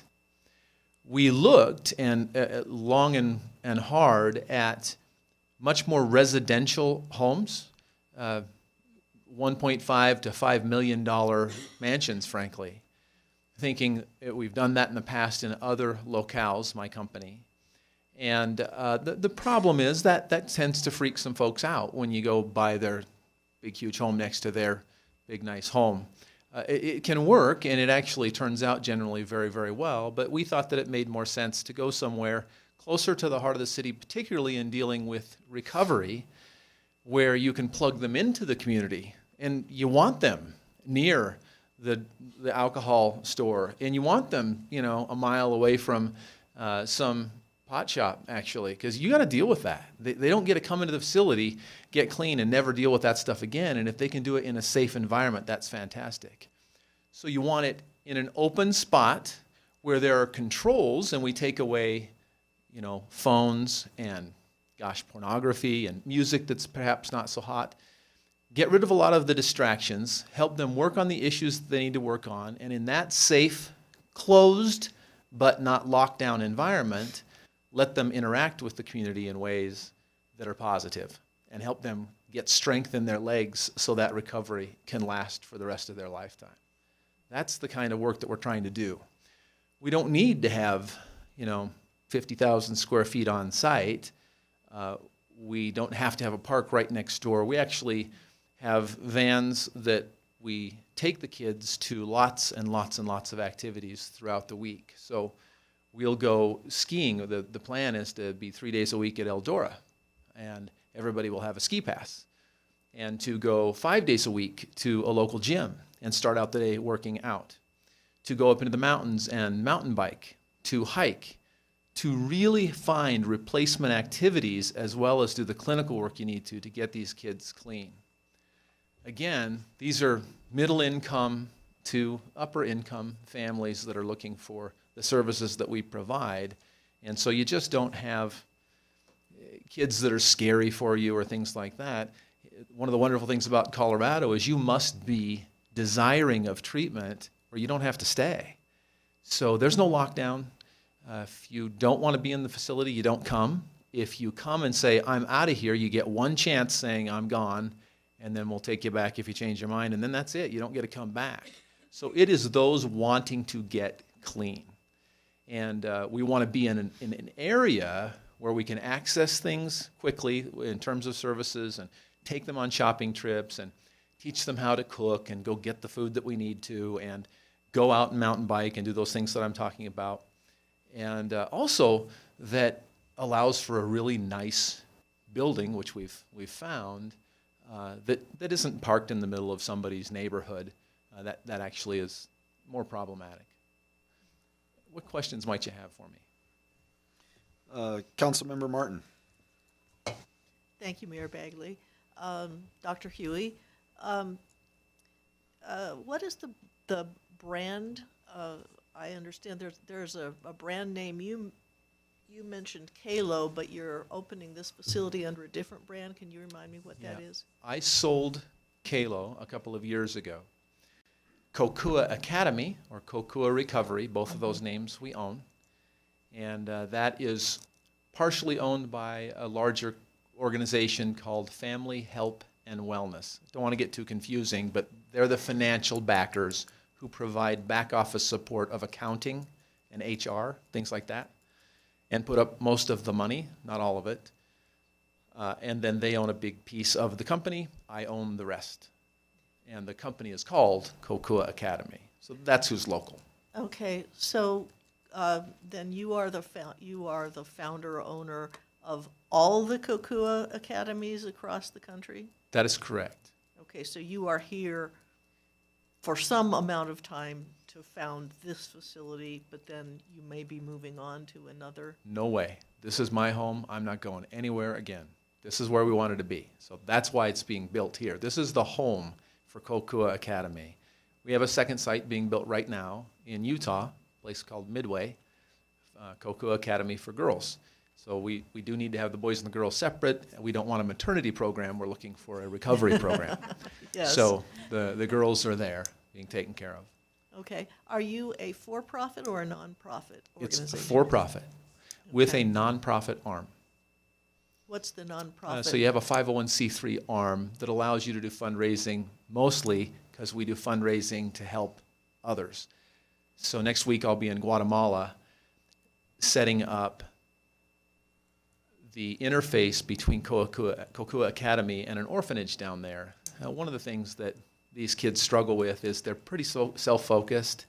They really don't have a sense of their place in the larger universe and what it means to be a healthy, contributing member of society. And the way that you get there, one of the ways, is you have them serve in some profound ways. We take them down to Guatemala, and they'll go down every couple of months, and you're in an orphanage with kids that have been abandoned at the age of 7 and left on a street, and they have truly nothing, and they get to help provide something, teach them skills of sewing or something that can provide a living for them. You give them that chance to offer meaningful service, it is transformative. So that's part of what we do also. Okay. And as part of the curriculum, I mean, you mentioned skiing, mountain biking and stuff. Do you also provide, these are high school age students, do you also provide high school? Yes, we'll have a full academic program, an academic director who we've identified and expect to hire in about a month, actually, quite early to prepare. We'll have, hopefully by the time we're open, but quite quickly, we'll have an accredited high school that's embedded inside the program. It's not core to what we do, but we need to be able to do credit recovery and things like that. These kids, you can imagine, come from situations where their grades stink. So we help them fix that. That's part of what we do. Okay, thank you. Yes. We haven't heard from you yet, Councilmember Rodriguez. Thank you, Mayor Bagley. Dr. Huey, my question, I have a couple questions. My first question is, you mentioned that you don't need 50,000 square foot facility, but what's your minimum requirement, would you say? Minimum to have 32 kids is about 9,000 square feet. Okay. Pretty hard to do it below that. What we're looking at is about 11,500 square feet. It's perfect for what we're looking for. Mostly we need offices for therapy. offices for nursing. We'll have a full-time nursing staff, a medical director, and we need a nice industrial commercial kitchen. Looks really pretty. The idea is that you drive up to it and it looks very homey. It's not going to look like some industrial, outdoorsy. That's the wrong term. Some just commercial, non-home-like environment. It's supposed to feel very warm and inviting, and yet be in a place where we can house that many kids and have parking and everything for all of our staff. Okay. So 32 kids is the maximum you would have staying at any one time? We'll have, our plan is to license for 40 so that we could flex if we need to, knowing that we've got discharges the next month, but that 32 would be our average daily census. And what would you say your number of total employees would be for the site? By the time we're at full pond, we should have about 75 to 80 employees. Thank you. Yeah. Councilmember Peck? Thank you, Mayor Bagley. I like your program, and it sounds like it is something that we could really use here. My concern is for the city. We haven't done this before, and if we rezone this to go into light industrial, it will be a universal thing for the city, not just for your school or your program. Mm-hmm. So this is going to be on the planning and zoning agenda tomorrow night. So I would like planning and zoning, whoever happens to get on that board, to look at the overall impact that's going to have on our zoning for marijuana stores, et cetera. I know you don't care if they're near marijuana stores, but I kind of do. So let's look at that. I know that we have setbacks from schools, but I'm not sure this would fall under an accredited school in the St. Vrain Valley School District. And I don't even know what permits that we have through planning and zoning for our marijuana stores now. Since we don't know where you're going to be located, we don't really know if somebody has applied for a permit near you. Yeah. So I think that we really need to look at that at planning and zoning if we're going to do this as an overall code and zoning adjustment for the city. If I could address one of the items you had, Councilwoman Beck. There were two things you said. Well, the big one was that where is it? I don't mind telling you that. The issue is we don't have the lease done, but we can't get the lease done until we're done with zoning. So I don't mind telling you there's nothing stopping me from doing that. Behind JCPenney, the former Bright Horizons building, is where this would be. So, and there was something else that you said right before that. Oh, I don't want them across the street from a pot shop. Please understand. But I also don't want them never having the chance to kind of battle some of that. I mean, I've been doing this for a lot of years, and we know what to do to help kids get better. So, I guess I just want to chime in real quick that I work with a lot of juveniles in what I do with substance abuse issues that are in the court system, and we have a real need. Whether you're for-profit or non-profit, I've always thought that Longmont and the county in general lacks a facility like this. We don't have a place short of a court-mandated, hey, you've screwed up, you're now in a dependency and neglect proceeding, you're facing juvenile charges, you're facing, it would be nice to have a place to have parents turn to where they could get treatment, therapy, and support. And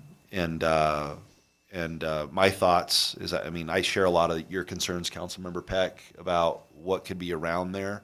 But at the same time, I don't know anything about how you do it or what you do. And I don't mean that by, I want to know. What I mean is I'm not the expert. Yeah. All I know is that if someone were to come in, whether they're paid well or not, love, take care of, and teach and mentor these children, I think that would be a phenomenal benefit to our community, regardless of where we place it. Councilmember Finley? Thank you, Mayor Bagley. I'm encouraged by you wanting to build this here. I think it is a great need. I think that... Again, a reminder, all council members, pull it a little closer. Okay. Pull the How's whole that? thing. Is Pull that the a whole little thing better? closer. Get in about 4 inches. I do think that we could, what we could do is make this a conditional use in this zoning area. That way, we would have to look at what is surrounding it in order to approve it, perhaps. I just think I'd like to see us move on and have you get your lease and move forward. Can we make that amendment to this ordinance to make that a conditional use in that zone? Or maybe could we pass it tonight and then get that done between now and second reading? So what I was going to say is you have some options available to you. One of the options I was going to throw out is what Councilmember Martin and Councilmember Finley brought up, which was a conditional use. This does require a second reading, so it'll be brought back to you. Yeah, so we can just change that for the second reading if that's what council wants. Do we need to amend it now, or just pass it like it is and it'll come back as conditional? I think you can pass it as is with the direction to add conditional use instead of making it allowed by right. Okay. And then we would make the change. We would make the change between now and the next meeting, and it would come back as a conditional use. And be, my understanding right, and be approved then at that time? Yes. Okay. Well, it would be approved as a conditional use, and then it would have to go through the process of the notice public hearing and go to the Planning and Zoning Commission for their approval. But zoning would be changed, and you'd get what you'd want from this process. Yeah, time is of the essence. We've been working on this for about 6 months, and so Bright Horizons owns the lease right now, and it's vacant. You may or may not know, and so the opportunity to sort of get into it and get the build out done, that window is shrinking. And so we've gone, we've listened to recommendation. Ryan's been fantastic and wanted to do it exactly how we've been asked, and we're here doing that. But if we add 2 or 3 more months onto it, that's beyond hardship. That's a real problem. Okay. Councilmember Martin? Turn your mic, please. Thank you. Thank you, Mayor Bagley. If you could pull your mic a little closer, I know that the paper's frustrated. Yeah. How's that? Good, John, back there? Okay. I agree with Councilmember Finley and others. There's a strong need for a facility like this in Longmont.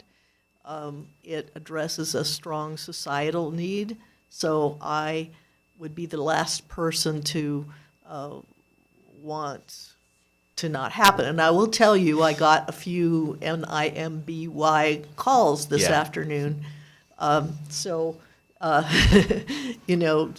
Standing and saying that this is a need and we should have it here is not the easiest thing in the world. But I think we do have to recognize that it is something that is going to have a potential impact on Longmont that needs to be carefully assessed. So I would be willing, I think, to pass this on first reading with the instruction to staff to change it to a conditional use process. But I think we really need to go through the conditional use process. I do. Well, with that, do we have a motion? Councilmember Peck. Thank you, Mayor Bagley. I move that we pass, what number was this? Ordinance. 8C with a condition that it's brought back as a conditional use process. Do we have a second? And if I can, Councilmember Martin and Finley, it was a tie. if I can add something, in talking to the planning staff, if council brings it forward as a conditional use and you pass it on the second reading, they think they can get it on the planning commission agenda in January and still go through the review process that I'm hearing council. Will that work for you, Dr. Huey? We'll do whatever we have to. We want to be good neighbors. It is interesting. I'm 9/10 of a mile away from it, so I would be a NIMBY, but cracks me up. In my mailbox today, I got this anonymous flyer that just slandered my field. It was really discouraging, but whatever. Sometimes people are ignorant and don't know what's going on. Okay, we'll educate. anyway. So if there's a NIMBY problem, I'd be a stakeholder. So. All right. Is there additional argument against the motion? Councilmember Martin? I'm not arguing against the motion, but I do want to say that I had that flyer read to me over the phone this afternoon, and I think maybe a little public education about this program and what's good about it would go a long way to making that public hearing go more smoothly. Okay. Let's go ahead and vote if there's no further comments or debate.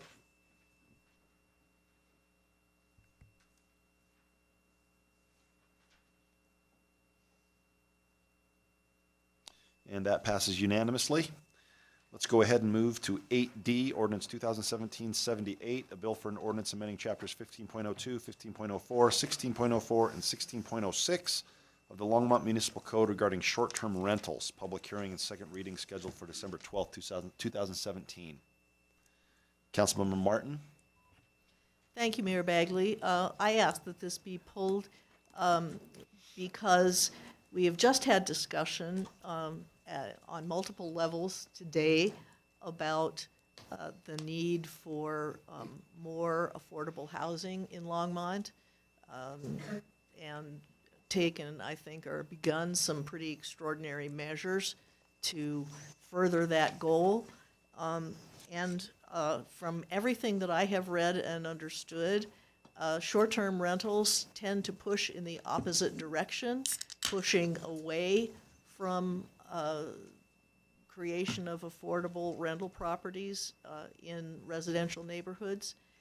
And so I'm not really sure that this is the right time to adopt regulations for for short-term rentals in the city of Longmont. And if we do so, I think that they should be much more rigidly controlled and restricted than this set of ordinances provides for. So I would like to table this for some amount of time. 2 weeks probably would mean in reality next year. But I would like the staff to come back with some supporting information as to why it's necessary in the city, and come back with a more restricted set of ordinances that would control the number of licenses, the density, other ways of keeping us in control of the impact this has on our affordable housing supply. Councilmember Rodriguez. Thank you, Mayor Bagley. And, I sat in the city or the Planning and Zoning Commission meeting both times, whether I was seated or not seated. I was in there both times, listening to this full discussion. And while they didn't go as far as I would like to see in regulations, I will tell you one reason why I think that regulations are absolutely necessary sooner rather than later. It's for health and safety, because these things already exist in town, and if we don't regulate them, then we don't necessarily know where they're at, how safe or those particular properties happen to be. And then as far as pure numbers go, I mean, maybe a staff person could help me with this, but the sheer number of eligible doors versus the number of actual units being rented out as short-term vacation rentals is pretty stark contrast, I believe. 50 total, I think. Because I believe I saw that maybe 70 total recognized units currently in town, and 35 of those are the Airbnbs, which a bunch of those are single-room rentals, not technically a full unit rental. Right. And all rental units are not allowed to be short-term vacation rentals as in apartment buildings, as far as this is concerned. But again, as I'm saying, since we don't have any regulations right now, I mean, we have no control over this whatsoever. And I'm kind of, I'm a health and safety guy. And so I'd like to see us start instituting at least some sooner rather than later, just for the health and safety of the issue. And then addressing affordability and housing stock, I mean, those are definitely conversations. I would prefer to have those maybe at a little later date too. But the health and safety issue, I think, is absolutely imperative. Thank you. Councilmember Finley. Thank you, Mayor Bagley. Since we already have these in our community, have we had any neighbors complain about the ones that are operating now? I'm not aware of any complaints that we received. You know, we're not actively enforcing them, because we've got direction to proceed Sure. with drafting the regulations. Actually, we had somebody come to our public forum 2 years ago and ask for regulations so that they could comply.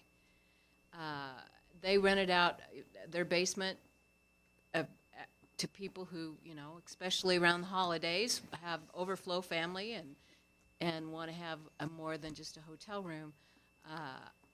I think I agree with Council Member Aaron over there, having sat in some of those discussions as well. We have, I believe Planning and Zoning did a good job of going over these ordinances or these changes, and I think it's a great place to start. I think if Councilmember Martin wants to see more regulation, that we can certainly revisit them, but I do think that we should move this forward as soon as possible. Some of these people who have these Airbnbs want to be regulated, and they want to know the rules, and not only for health and safety, but just to collect perhaps the head tax we ought to get would be a good idea, in my opinion. Mayor Pro Tem Christensen.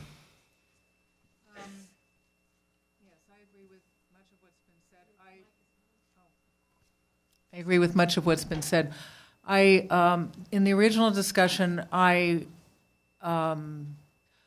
was for everything that Visit Longmont said, and we ignored almost everything that Visit Longmont said.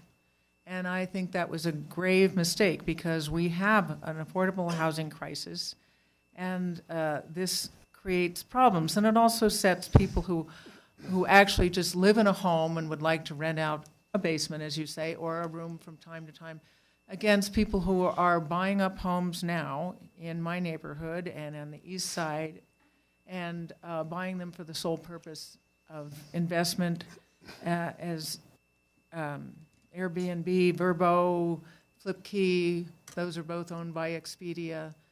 The platforms are making a lot of money. I don't think the town is really making money, but we have to figure out how we're going to regulate this. If we do, who's going to oversee this? And we haven't really got the staff to do that, but we do need to have some kind of protections for health and safety, as Aaron said, because there are people renting out things that are not safe, and turning our neighborhoods into commercial zones is not what most of us want.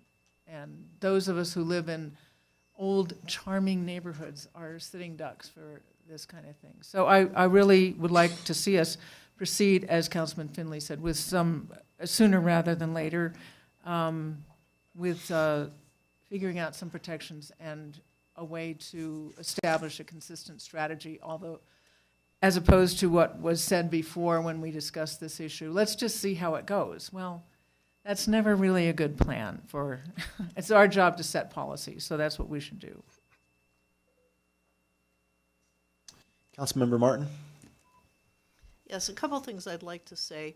I think that one thing that we need to consider is that we have a small number of people doing this illegally, because most people, and I would put myself in that category, wouldn't do it if it's not legal. And so the people that we have now are probably outliers and not necessarily predictive of how many people would do this if we announced that, in fact, you could pay your $25 fee and get inspected and be legal. I also think that it's a bad idea to pass loose regulations in haste first, because then we have the question of what happens to the people who came in under the loose regulations, and they're now saying, well, now you've changed the game on me.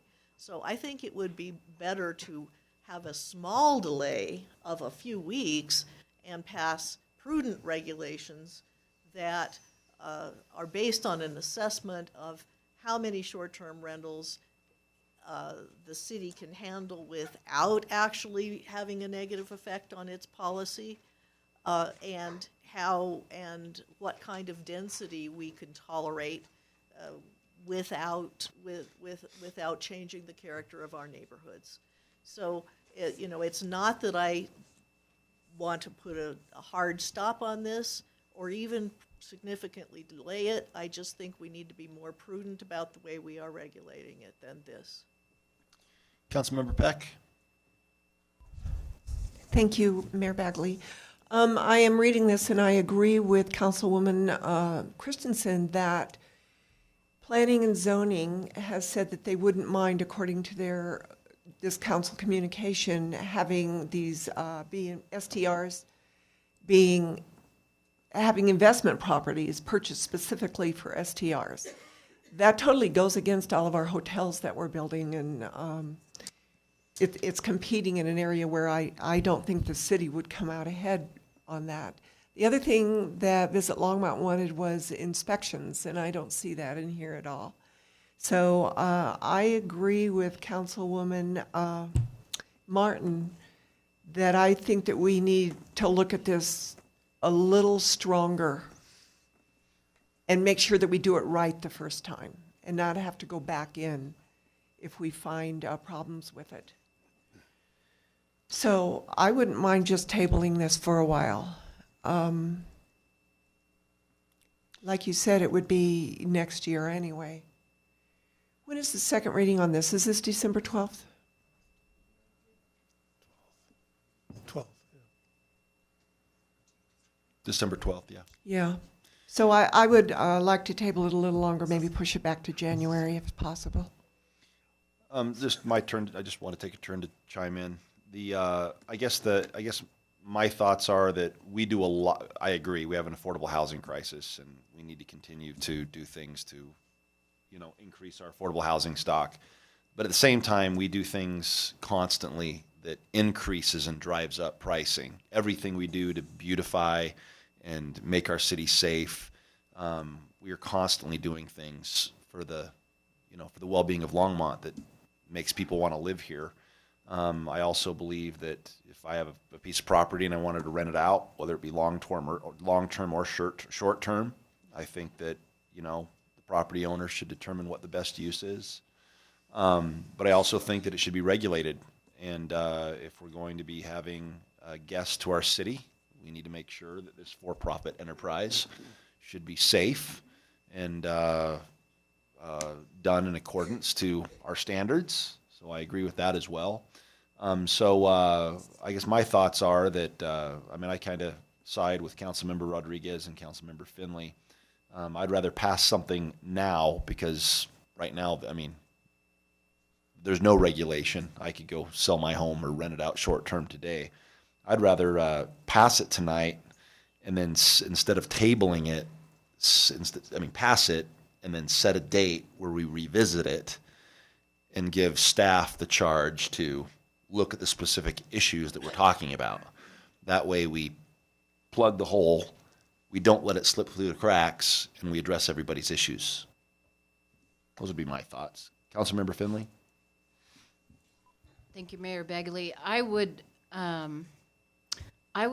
ask Councilmember Martin to tell staff what are the things that we need to look at in the future that are concerns, so that we know, and then set a time certain to go over those. I think that's a good idea. But I would like to know and let staff know what those concerns are so we can look at a way to fix them. It was your turn, Councilmember Pack. Do you mind if I call in Councilmember Martin real quick?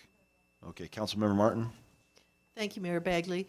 I think I've done that, but I'll be happy to say them again. And before I say them again, I'd like to ask staff, whoever wants to take a shot at the answer, if the amendments proposed could be ready at the scheduled second reading, I would be happy to not table it, but just get it done. So I'd like to have some feedback as to whether we could have reasonable regulations drafted as to inspections, controlling of density, and controlling of overall number of licenses. I think that would be a good start. maybe we could tweak it from there. But if you could come back with consistent regulations in 2 weeks, then don't table it. I'm fine. I just want those regulations to be considered. Is staff even, is there a staff? My only, as always, my concern is staff. I mean, don't say, yeah, sure. I'm not going to say, yeah, sure. unless you can get it done without someone killing themselves or killing. Yeah, I think the short answer is no. Okay. That will be ready in 2 weeks. So go ahead, Joan. Excuse me, Brian. Mayor Bagley and council members, Joni Marsh, Director of Planning and Development Services. So the ordinance before you this evening references how we would permit this. It isn't super specific. I've gone through this ordinance myself and have been working with my housing staff to figure out how we would do these inspections, come up with a checklist. Obviously, those types of administrative inspections would not be included in an ordinance. Those would come from the property maintenance code and our building code. So we're working on that, but that certainly isn't going to be ready in 2 weeks either, based on the review that we've done kind of in a short period of time. So that one would be difficult. We could do it. If council's interested in limiting the number of licenses citywide, that's certainly something you could direct us to do. We can talk a little bit about the number of overall dwelling units in the city, and is there a percentage you're comfortable with, which may get to your density question, Councilmember Martin. So we could bring that back to talk with you about, but I think it's probably premature to say we could change that ordinance in 2 weeks. Councilmember Peck. Mayor Bagley, my concern over the investment properties isn't if you have a home and you want to rent it out. My concern is that we are working on affordable housing. And if an investor would come in and buy up 2 or 3 of our affordable houses specifically for short-term rentals, that totally goes against our whole purpose of providing housing for people who want to actually live here.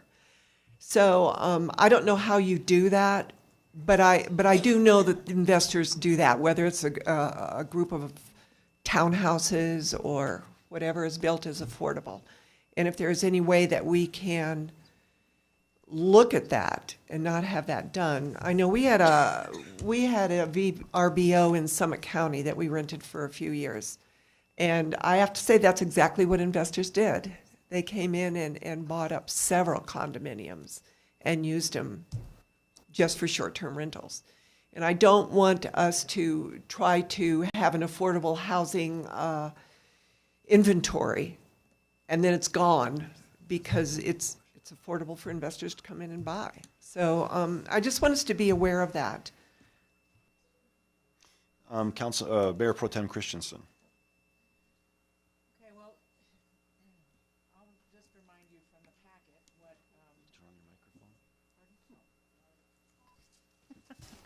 Okay, I'll just read from the packet for the audience who's still awake. What Visit Longmont recommended. Allow rentals in all zoning districts at the discretion of City Council.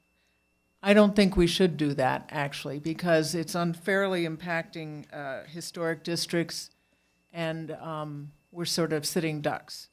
I think we should examine that. Collect sales and lodging tax. We did follow that recommendation. That's a good thing. Require a business or short-term rental license. I think we did. No, I don't think we did do that, but we are collecting lodger's tax. Limit stays to 30 days. We disregarded that, and we should limit it to 30 days. Don't allow rentals in second homes or investment properties. I think we should not allow rentals in second homes or investment properties. That would get rid of a lot of the problems with affordable housing. Don't allow exterior advertising signs. We did follow that, and that's a good thing. Cities should determine if inspections are necessary. Inspections are necessary for safety. So if we just followed the original recommendations of Visit Longmont, if we had, except for the one about allowing it in all zoning districts, and added in that there would be no more than one of these per block, I think this would be reasonable.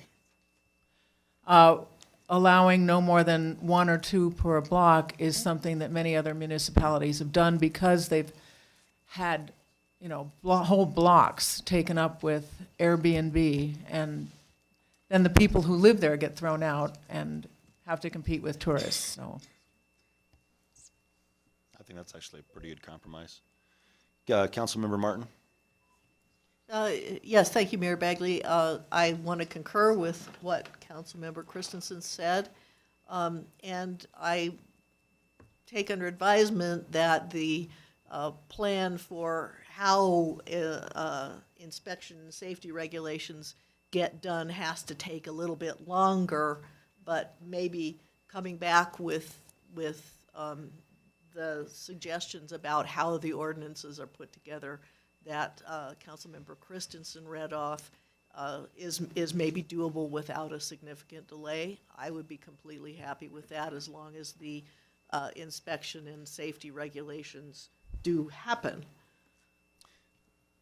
What, quick question for staff. If someone were to make a motion that just simply said, we want to table this with the instruction that staff bring it back, the guidance being apply what Visit Longmont told us to do with the added caveat that we'll limit it to one Airbnb per city block. What type of time frame would we be looking at realistically without causing people to work overtime and hate council? I think it's manageable. I think the area that we'll have to spend some time on is really understanding the one city block and how do you operationalize that. And that's going to take us a little bit of time to figure the operational piece. Joni, what do you think? February? Yeah, March? I think we could do February. Mayor Bagley, certainly February would be manageable. That would allow us to work through an inspection checklist, have the permit system up and running. You know, there's always great ideas, but you actually have to, when you're going to permit things and issue the permit, there's a lot of detail and tracking. So the administration is a piece that's never lost on me. And so I think that's going to take some time to figure out. And the ordinance, I think, is probably a little too vague in regards to how we're doing some of those pieces. So February would be fine. The other option would be we could roll this into the rest of the code amendments that we talked about earlier tonight, and then we would adopt it with everything else later in the spring. Would it get lost? It would not get lost. Okay. Do we have a motion then? Mayor Pro Tem, do you want to make a motion? It was your idea. Or no? Okay. Okay, Mayor Pro Tem Christensen. I move that we adopt of the Visit Longmont recommendations, that we adopt 2 through 7, and that we re-examine where these are allowed, firstly, and that secondly, we limit it to 1 per block.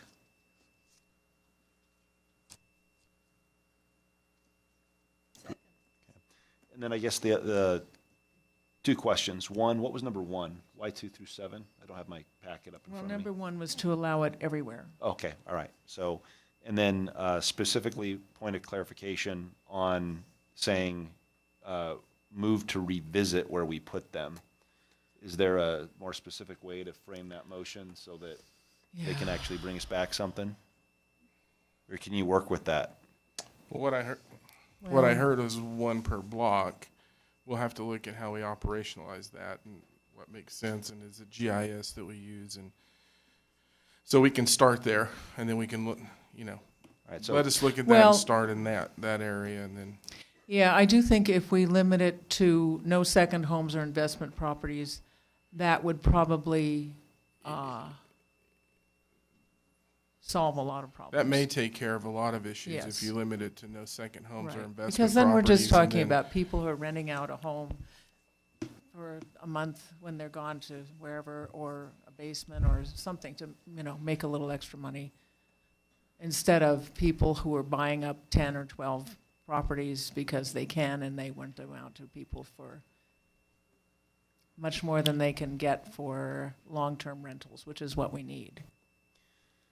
All right, so I'm going to go ahead and, so we've got a motion on the floor that's been seconded, and just to re-clarify, the motion is, Mayor Pro Tem Christensen has moved that we instruct, that staff bring back a new ordinance that basically follows the recommendations of Visit Longmont, specifically recommendations 2 through 7, and that the added caveat shall be added that there shall not be an Airbnb or short-term rental more than one per city block, with the request that city staff bring back how to operationalize this, specifically where should they be located and allowed in the city. So you do want the one per city block, because I kind of saw a switch to say, okay, so I'm just making sure. No, I do want that. Okay. Yeah. All right, so we have a motion and it's been seconded. Do we have any further debate? Councilmember Martin? Oh, actually, hold on. I just cleared the queue. You're up. All right. Okay. I'd just like to say that one per block is a way of expressing density, and that if you could come up with some GIS-based rule that yielded what we all sort of think we have in mind, that would be perfectly fine. So. All right, let's vote.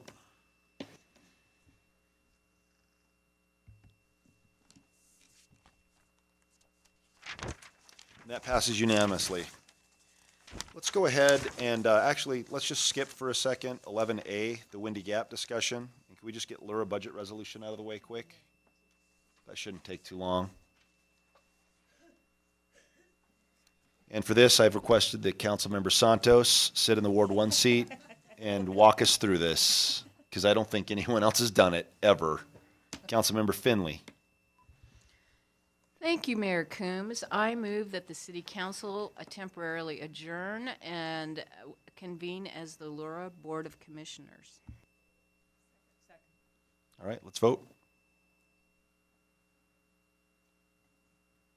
Eugene, can we do these things just by consensus? I mean, these little things, I mean, Robert's rule says we can, just for speed. I mean, when it's something that's just completely obvious that nobody's, it's just formality. Technically, Robert's rule says we can. I just want you to say, sure. Sure, Brian. That's awesome. Mayor Bagley, Eugene May, City Attorney.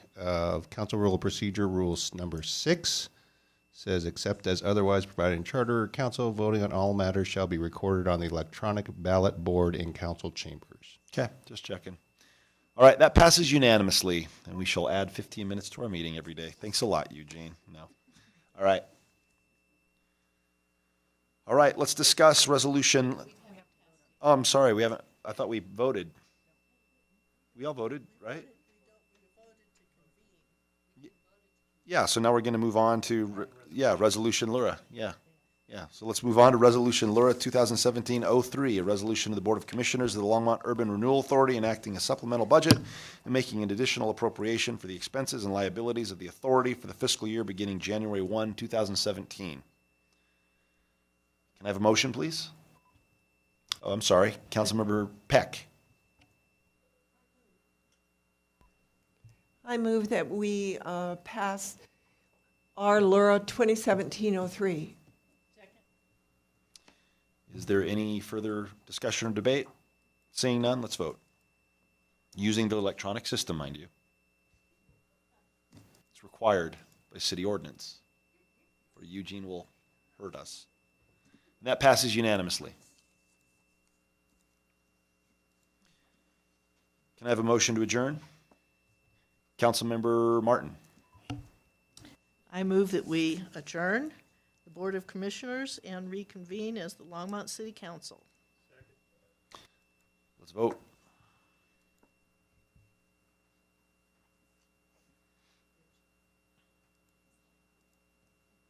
That passes unanimously as well.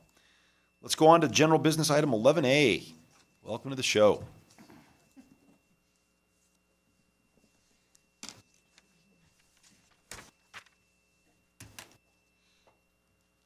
Just a quick question. How long is the presentation?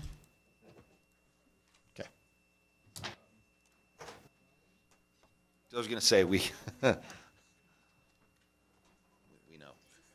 Mayor Bagley and members of the City Council, Dale Rademacher, General Manager for Public Works and Natural Resources.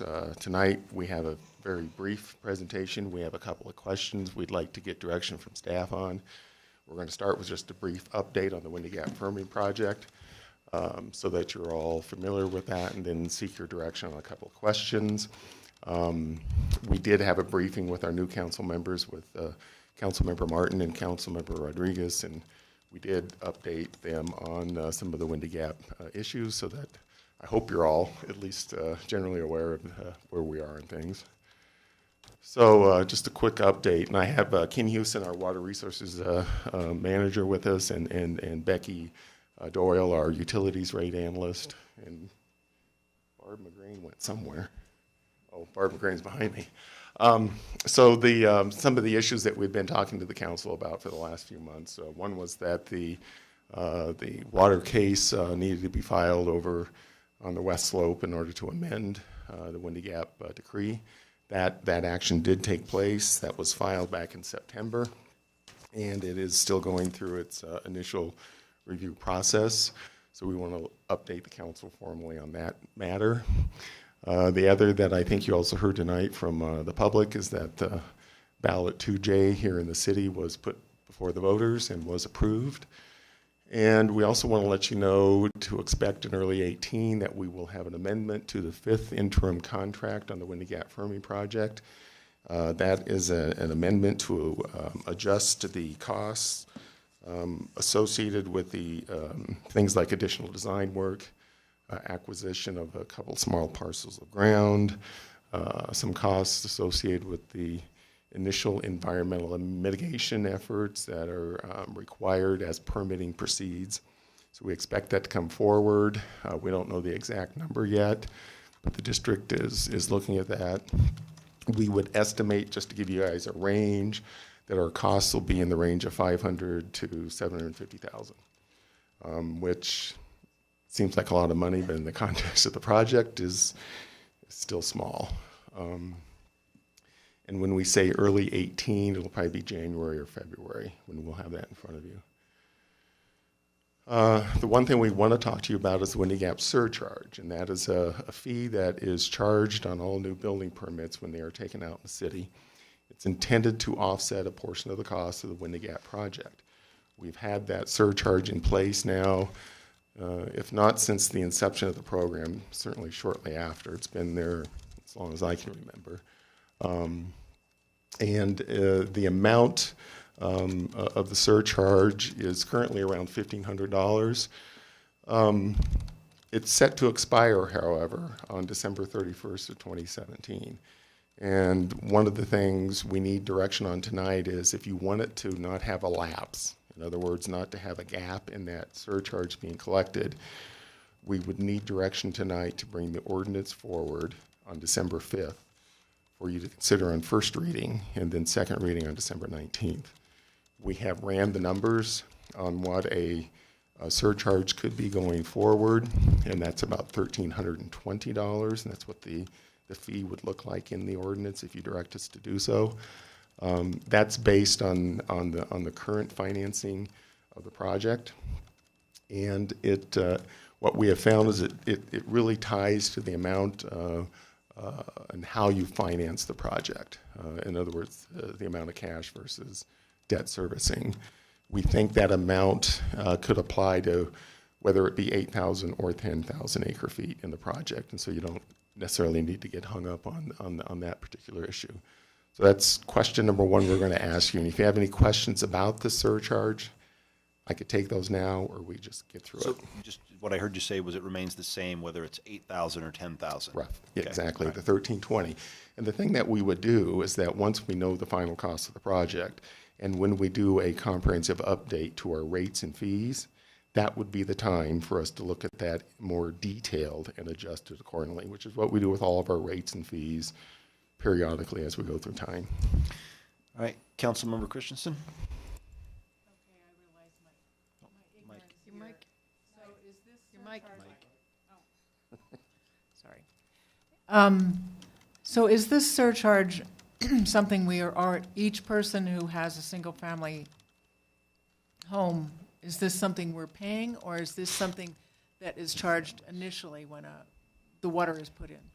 Thank you for the clarification. It is when the original permit for the home is taken out. Okay. And it does vary. In other words, the surcharge increases based on the size of the water tap and also based on the customer classification.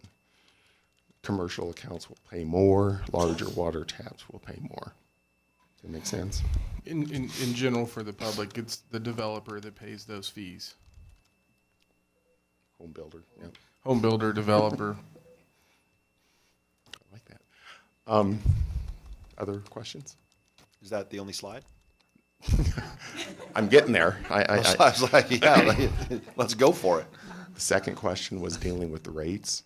And as we had explained before, if you want to bond up to the $36.3 million, we've advised that you would need to be prepared to adjust your rates in 2018 and 2019.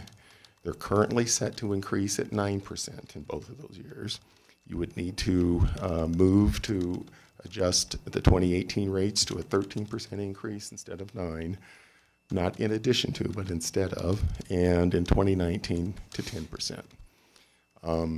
What I will say on that issue is that if council's not ready to make that call, the amount of revenue that we generate in a January time period is not huge. But frankly, if you're ready to make a decision, we're ready. So, okay. So that's it. This is my last slide. 2 questions. And the first one is the one that is really important to us to begin with so that we don't have a gap in the surcharge. And so that's the first question. The second one is whether or not you have direction to adjust the rates. All right, let's, I mean, if you don't mind, I'd like to, let's dissect this. Let's take it one issue at a time. The elephant in the room is the total amount of Windy Gap participation. So let's just get to it. And what I'd like to do is let's just go, everybody will have a chance to go through once and state their thoughts and feelings and opinions. And let's see where we're at. Sound good? Councilmember Finley, you weighed in first. Let's just go in order. I was going to talk about the Windy Gap surcharge, but I'm happy to talk about the other one as well. I have always thought that we need to go with the 10,000 acre feet, which would mean we'd need to adjust the rates. The voters agreed. You need to get into your mic. 10,000 acre feet. We need to adjust our rates to accommodate that bond. And like I say, the voters voted for it. Water's like money.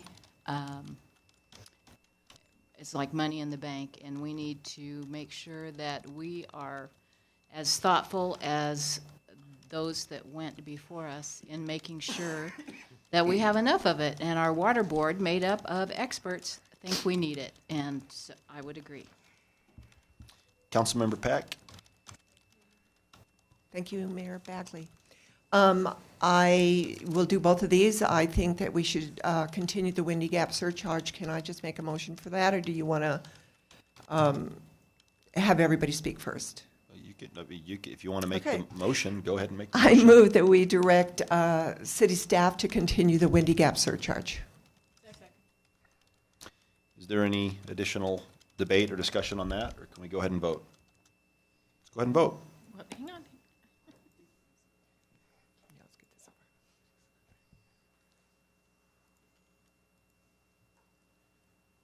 All right, that passes unanimously.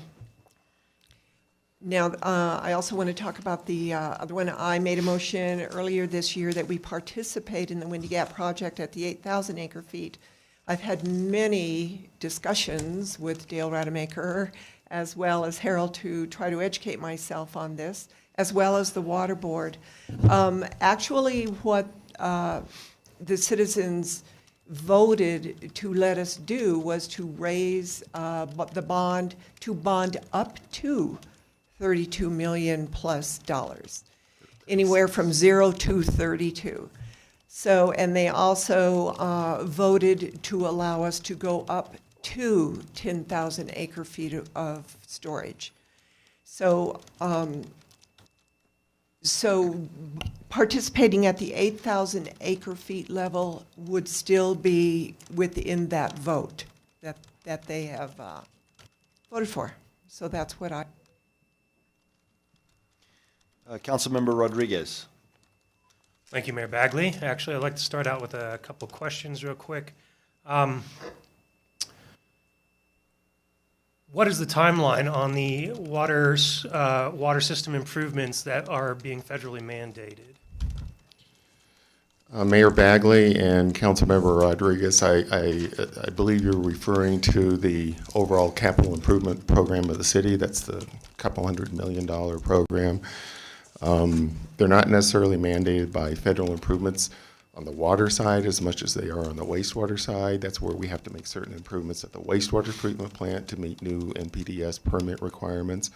On the water side, it really comes down to our wanting to properly expand the Nelson Flanders treatment plant in order to allow us to abandon, if you will, or take out of operation the Wade Gaddis treatment plant because of its inability to even meet today's regulations, let alone future ones, as well as its operating costs. And so it's more tied to that, along with a myriad of other improvements that are needed to maintain the overall reliability of the city's water system, including not just supply, but also treatment, transmission, storage, and distribution. So we presented the council, and we can certainly do that again if that's helpful.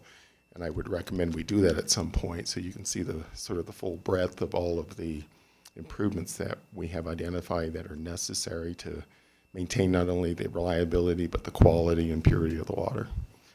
Thank you. So would there be separate rate increases for the wastewater and then the Flanders treatment? So Councilmember Rodriguez, you're correct. The wastewater utility is paid for by the rates and fees out of the sanitary sewer utility. So that's a separate rate issue and fee issue from the water utility.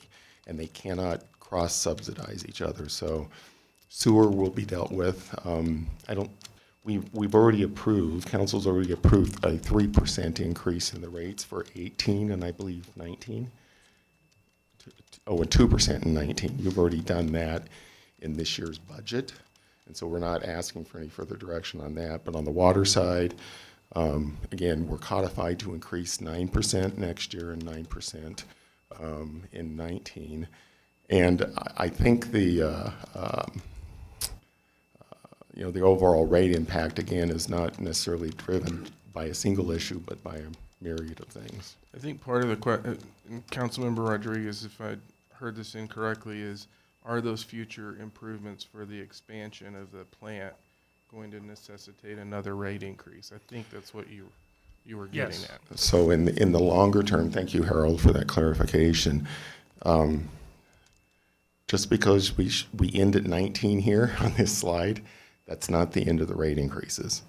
In whatever scenario you look at, there are additional rate increases, and we may even have a slide that I think shows them going further out, but they increase every year at in the range of, I think, predominantly single-digit increases, but there are increases necessary and needed going forward. Okay, and so then just a clarification on the bond authorization. It does say for the purpose of financing water system improvements as well as water storage or kind of thing. Not limited to, I guess is what it says. So the water system improvements are kind of the other ones we're talking about, right? Like the Flanders. So Mayor Bagley and Councilman Rodriguez, the language that you're referring to is language that we almost always put in a bond issue in order to allow the council some of that flexibility. And could a portion of this bonding authority be utilized to make other system improvements and still be consistent with the bond election? I would say, yeah, it can. I don't know that that was necessarily our intent. I believe that our long-term finance plan could call for additional bonding as early as 2020 or 2021 to do some of the Nelson Flanders work. I would prefer that we'd come back once we get your general direction on the Windy Gap issue and be able to run you all the finance numbers with that known, because that is a variable that does impact how much we would be able to bond, other issues, or use cash. Okay, thank you. And I guess now I'll just go into the quick thought as to the line of questioning is that in and of itself, the rate increases above the codified rate increases for Windy Gap don't seem particularly daunting, but when added to the sewer increases, any proposed CIP increases that might have to come down the line, it gives me a little sense of pause to just necessarily throw it all at one time in the next 2 or 3 years instead of trying to figure out a better way to spread some of these things out, maybe even possibly, while still doing exactly what we need to be doing to meet our standards as far as water quality and our wastewater standards that we'll be talking about later, obviously. And so, I'm inclined to not want to see us cause even more rate fatigue outside of what we've already heard expressed, and I'd really like to see more compromise between staff and water board recommendation. Thank you. Councilmember Martin. I'm sorry, Mayor Pro Tem Christensen. Sorry. That's okay. Mike? Mike? Sorry. Mike? She disappeared. Okay. Yes, as you pointed out, when you look at this, it doesn't look so bad, but the 13% is on top of the 9%, and the 10% is on top of the 13%. And so as you go down... They're total. Excuse me. Really? Okay. Yeah, There's a it's either question about 9% or it's 13%. It's not 9 plus 13. It's not... And so in year 18, it's Yes. currently set to increase 9%. Yes. If you bond at the entire 36.3, it needs to go to 13. Not 9 plus 13, just 13. Okay. I thought it was 13% of the 9%, so... which is slightly different. So if you look across This it is from always- 17, 18, and 19, it's 9, 9, and 9. All right. Yes, I know that, but... Another way of looking at it. All right. Anyway, I agree with what Councilman Rodriguez is saying. I had one question first before I give my opinion. On page 628 of the packet, the next steps are the final decree, the final design, the mitigation, the bidding, the connectivity channel, and the property. Are the connectivity channel and the property costs included in what we're bonding for? Or are these going to come up at a future date? Thank you, Mayor and Councilmember. I mean, I know these will be shared. Yeah, so the short answer is yes, they are included in the costs. The property was always contemplated to be purchased. The connectivity channel, there's an agreement, an IGA with the West Slope on payment of about $2 million. There's a federal grant that's been acquired for that and some other properties. And the only concern is that excuse me, the only concern is if this, if some of there is a federal lawsuit on the permit, if that extends too long, the federal grant for the connectivity channel had a 5-year window, and we're already about 1.5 years into that. So there could be additional costs if all the legal issues can't be resolved in a timely fashion. But right now, there are all of these costs are part of the bonding issue. Okay, well, now I'll speak my piece about this issue. And as former city manager, Mr. Pedro, has said, I hope we can not keep talking about this forevermore. My original idea on this was to go with what city staff recommended. Our city staff is professional engineers. We also hired an outside professional engineer, water expert, and I have also listened to the water board, various members of the water board, members of the public. We have a 600 and 60-page packet tonight, so these are not decisions being made emotionally or or lightly. We have been discussing this for a long, long time. We've also heard from the former city manager and a former mayor and city councilman, and they all say that 6,000 was an adequate, more than adequate amount based on experience, knowledge, and engineering. There's a disagreement between the water board and the city. So initially, what my thinking is that we should compromise at 8,000, and I still agree with that. I think the city was given the opportunity to vote on how we finance this, not if, but how, and they agreed to finance it with a bond. They did not agree what amount to fund, and I think that's up to us to decide. I still think that 8,000 would provide us with more than enough adequate water, and also be a much more financially responsible to the citizens of Longmont in their bill paying. So that would be my preference. Councilmember Martin.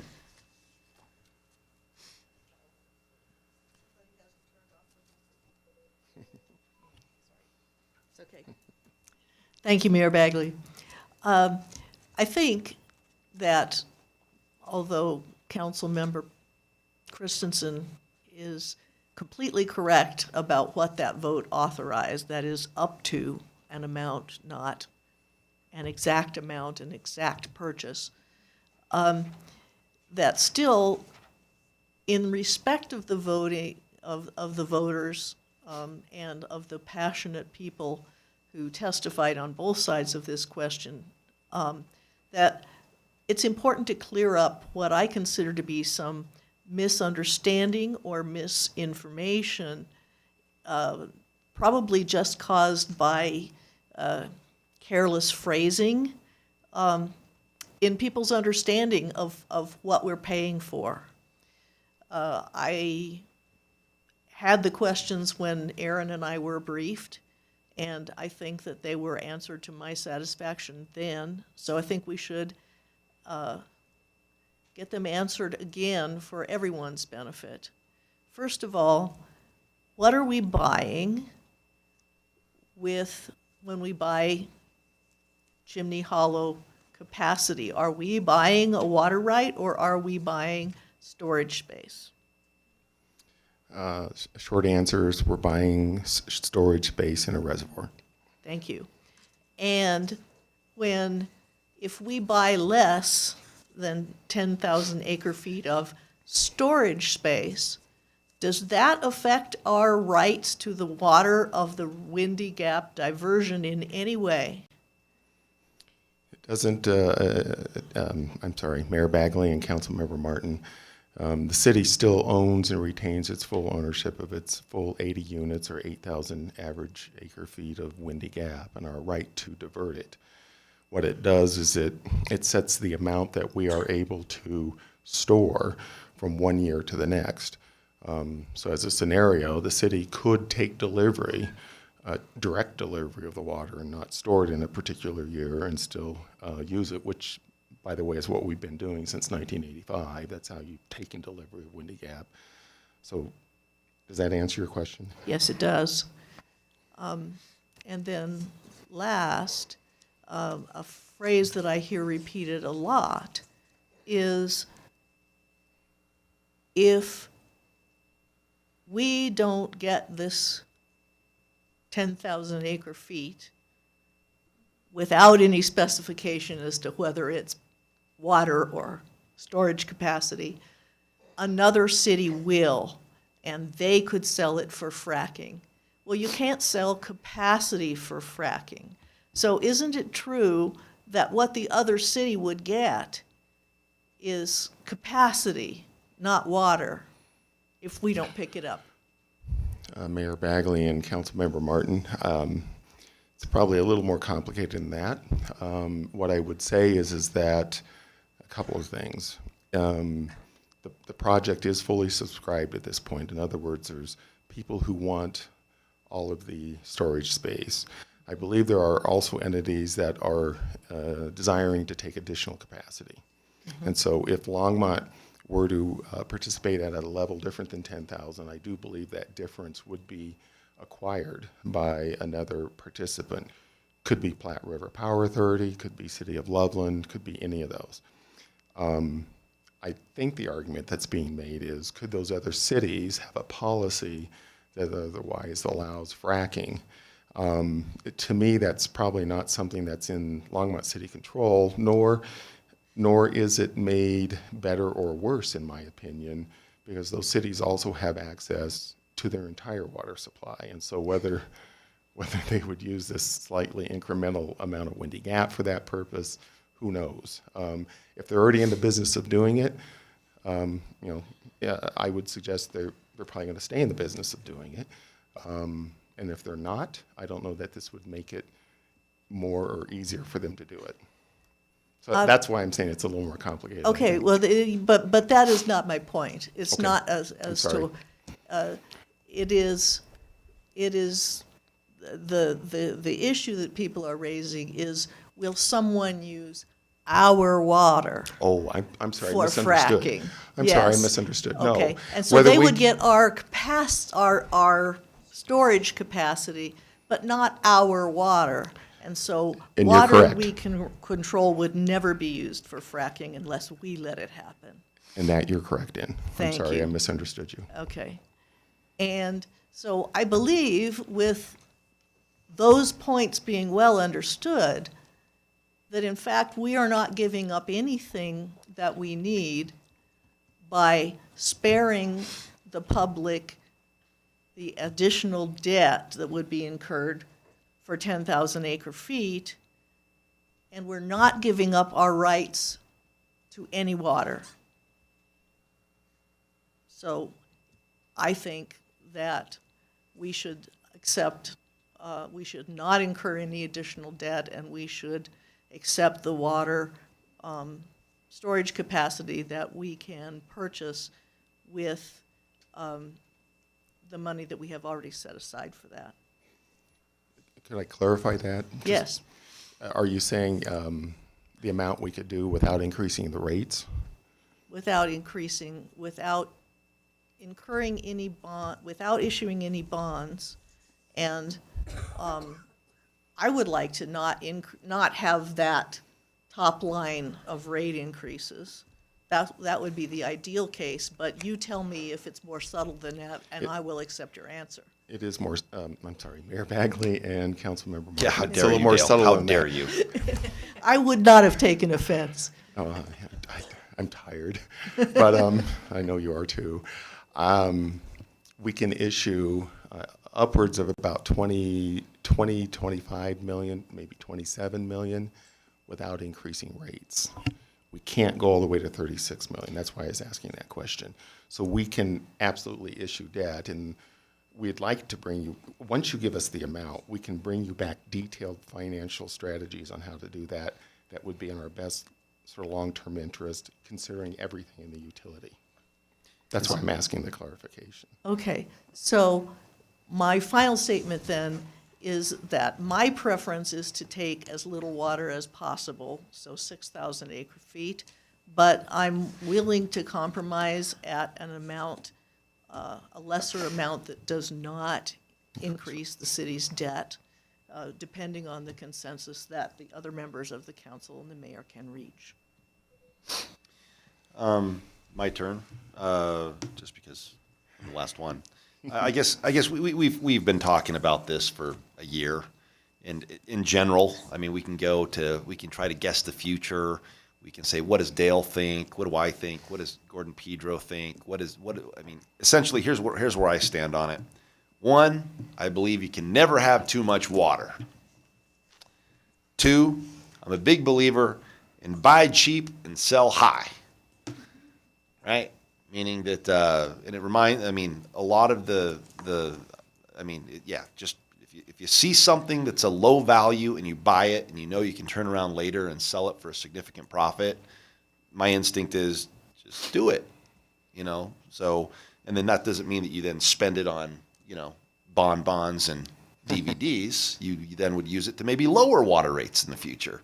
But anyway, that's my thing. Next, I'm also the kind of guy that, I don't buy the general insurance at $25,000 Colorado minimums. I don't even buy the State Farm suggested $250,000. I'm the guy that goes out and also throws on $1 million umbrella policy just in case, right? Which is why I was for $12,000 originally. And then, and I do believe that, and council, we could have acted on our own. We had the opportunity to act on our own and say, look, you guys are going to do what we want. And we're just going to go ahead and we're going to issue bonds at 10,000 acre feet and we're going to increase rates. And that's it.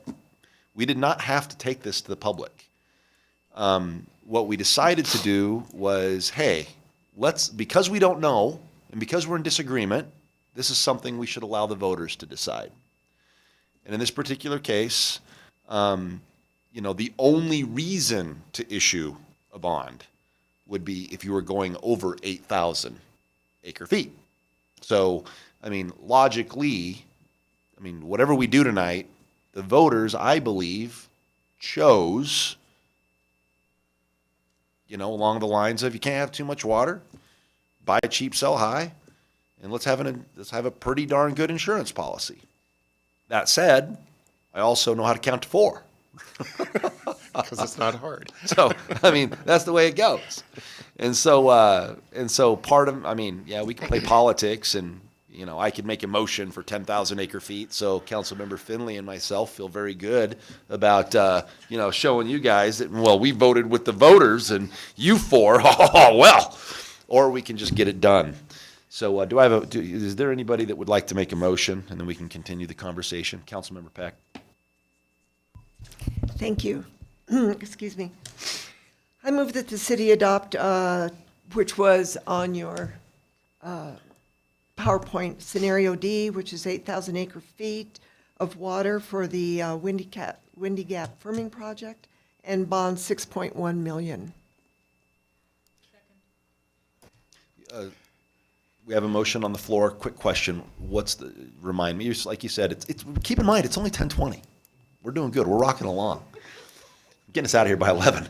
And what's the 6.1? Is that what your face winced when we said 6.1? That's what city council can actually bond, 6.1 million. And is it appropriate for me to talk? Yeah, go ahead. Yes. You, Mayor Bagley and Mr. and Rodemaker, you may talk. Mayor Bagley and Councilmember Peck. That information was back in July. That was before we had a bond issue. I believe you, again, if you can just give us the number of the volume, we would like to come back to you with a detailed options on how to finance that the best and give you options to vote on with regards to what might be best, not just for the project, but for the overall utility. Okay. So if I can I jump in real quick with Dale? Absolutely. So I think if you give us the number and what I hear, if you give us the number and I hear what, thank you, Councilmember Martin. If you give us the number and you say you don't want a rate increase, okay, then what we can do is then evaluate the broader financial options for the utility as a whole, and we can bring you back different scenarios that looks at the broader picture. Because there may be scenarios that have now presented themselves that weren't in existence during the summer. Okay, I didn't realize that number had changed.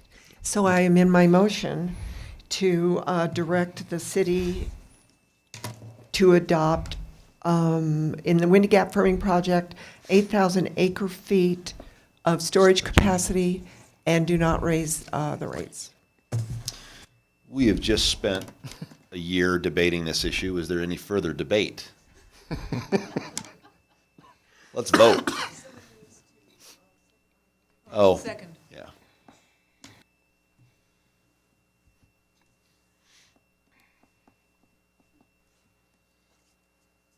And that passes 4-2 with Councilmember Finley and Mayor Bagley dissenting. And that is that.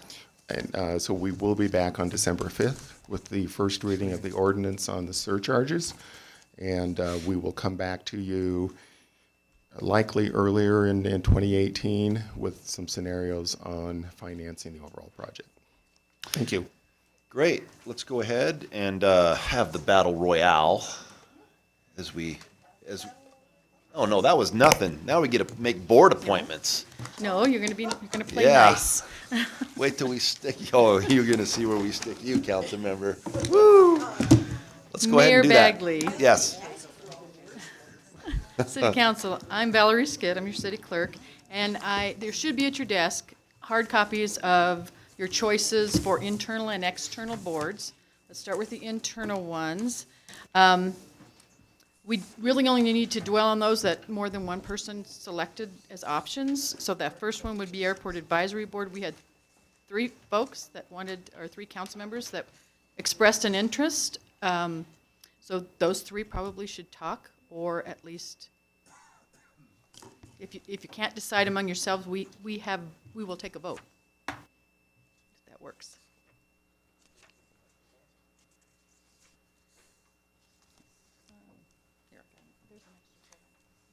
Val?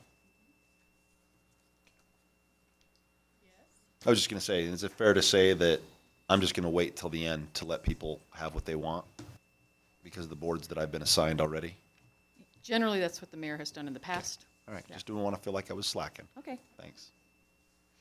So right now, council members Finley, Martin, and Peck have all expressed an interest in the Airport Advisory Board. So I guess maybe one of the most appropriate questions is there anybody that wants to just let someone else have it, or do you want? Oh, I'm not. You're going to have to actually raise your hands, Mayor Bagley. You're going to have to pay attention. Oh, no. We have to use the electronic voting system. That is pursuant to charter. Well, I Councilmember can't do Peck. both. Sorry, I can move thank you. back to my. Well, Mayor Coons, we always used to freewheel this. Valerie, since that was my fifth pick. Oh my gosh, it's late. I will let it go. So that would leave Finley and Martin. If you both still want that, we could take a vote. Oh, sorry, I'm sorry. Hey, it's 10:20. I go to bed at 11. It's getting close. Now, Councilmember Martin. Thank you, Mayor Bagley. I would like to ask to keep this one because the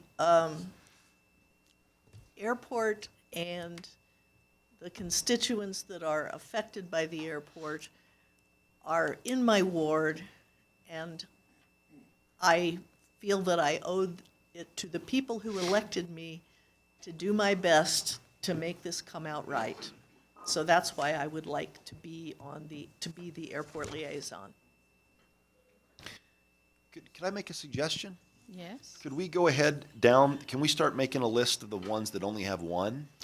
Well, generally, if there's only one, they get that That's what I appointment. mean. And then we start tallying, and then I haven't looked yet, but I see that Councilmember Peck has 2. Councilmember Rodriguez already has 2. Right, what I'm saying is that Youth Council, you're the only one that wants it. NGLA, you're the only one that wants it. So I was just wondering if we shouldn't tally the ones that we're already being assigned to? And then, like, if you have 4 boards. Well, anyway, go ahead. It might be difficult, but what I do is then take all these assignments and I bring it back in a calendar kind of approach, and it shows you how many, and then you have one more shot at it. Oh, okay. But, All right. Okay. well, you decide on those that are singles, hopefully, so that these folks can get their board liaisons taken care of. Okay. All right, keep going, Val. I'm sorry to interrupt. That's okay. I mean, we're already. Oh, I'm sorry. Councilmember Finley. Thank you, Mayor Bagley.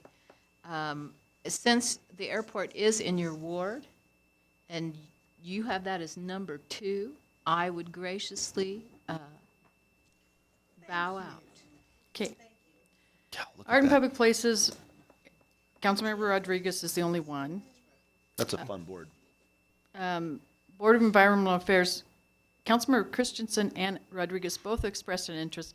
Councilmember Christensen put a 1, but she put a 1 on 3 of them, so you're going to probably have to narrow that down a bit. So, Once again, I didn't know what I was doing.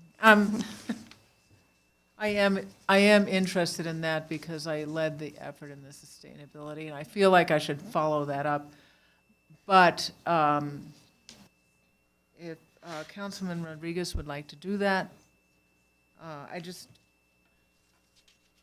don't want you to get overloaded, but, you know, if you would like to do that, you can. I would, you know. Okay. Councilmember Rodriguez? Thank you. Oh, go ahead. Do it again, Aaron. There we go. Thank you, Mayor Bagley. Well, considering that I had had a conversation just a little earlier with Councilmember Finley, saying that she'd let me take over the planning and zoning duties, and considering that these are generally meetings on the same day, I'm going to say no. I'm going to remove myself from environmental affairs. Thank you. Okay, then Councilmember Christensen can have that board. Cable Trust, there are 2 positions, and both Martin and Finley expressed interest in those, so they'll have those. We'll come back to golf course. Historic Preservation, Rodriguez. Library we'll need to come back to. In Longmont Housing Authority, there are 3 folks. Again, Councilmember Christensen and Martin both put a 1 on it. I'm not sure whether that's still a 1 for Christensen. And then Peck also expressed an interest in that board as well. So Trial by combat. Yep. Oh, Councilmember Peck. Thank you. I will relinquish that, but I would like to be the alternate. we don't Do you have an have an alternate on that board, I don't believe. Oh, that's too bad. I'll relinquish it. Can we have an alternate? Somebody should go to that if the original person can't. I think it's in their, I don't think that they have that in their bylaws. I mean, that's how It's up to this them. one is ruled in. Yeah. Okay, I'll relinquish it. Anybody want to bow out of LHA? Or do you want to vote?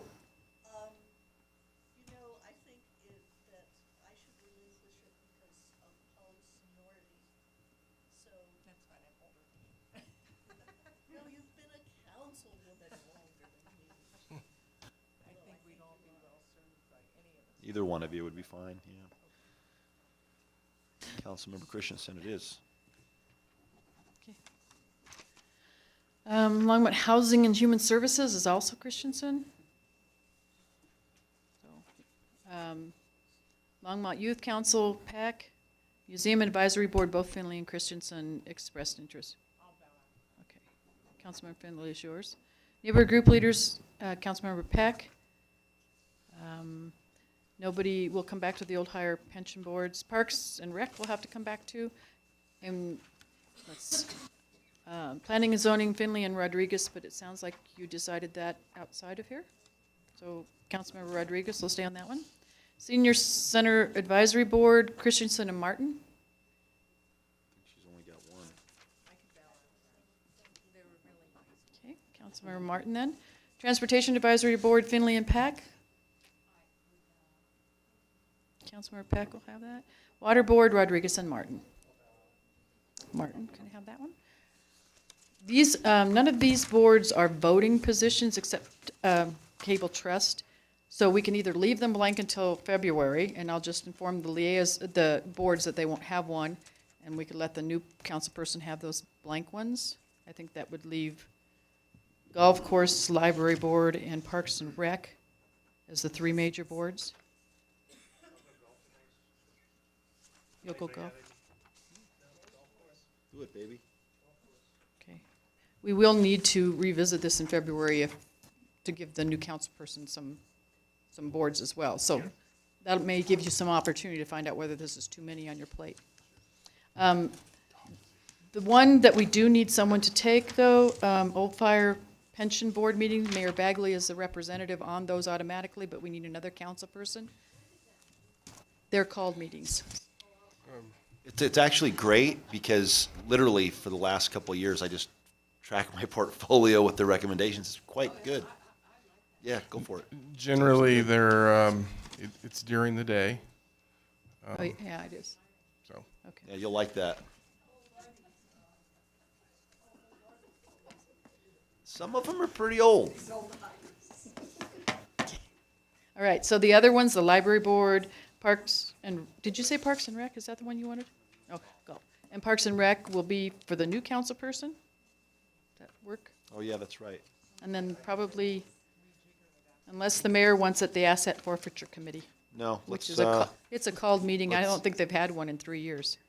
let's stick that to the new kid. Okay. And the library board won't meet again until. Oh, he's not a kid. Okay.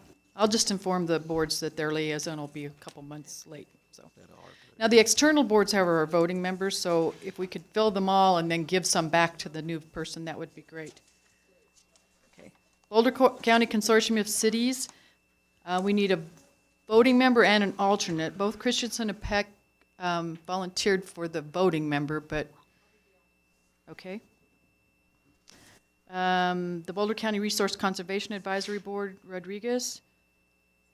Okay. Colorado Municipal League Policy Committee. There are 3 people that have expressed an interest in that committee. Finally, sorry, I was doing it late this afternoon, so. So that would be Finley, Christensen, and Martin. If you want to come back to that one, we can do that. Councilman Martin. Do you want to fight it out now or come back? Oh, I'm sorry. The thing's off. Just so everyone knows it's off. I mean. Yeah, it gets So, unplugged I mean, when just, you move it around. Just speak up during this. okay. Just it's free for all. And that's why I'm like, everyone's like, why aren't you doing it? I'm like, because I can't see. Just.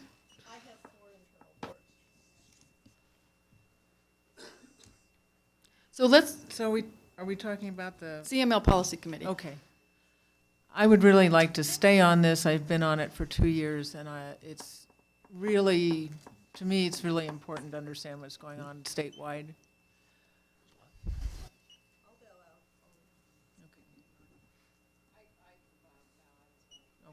Okay. Leave that for Christensen. Denver Regional Council of Governments, Finley and Peck, both expressed interest for the voting position, Martin for the alternate. So, are you, okay? So, Councilmember Peck, are you all right with that one? Okay. And Martin, you'll be the alternate? Elko Matei, Christensen, and Peck? There's no alternate on that board either. On Elko Matei? Okay. Christensen? LEDP is the mayor, and then Finley and Christensen expressed an interest in the other position on LEDP. All right. Did you just bow out? Did Christensen just bow? Okay. Yeah. Visit Longmont, Christensen, or Rodriguez?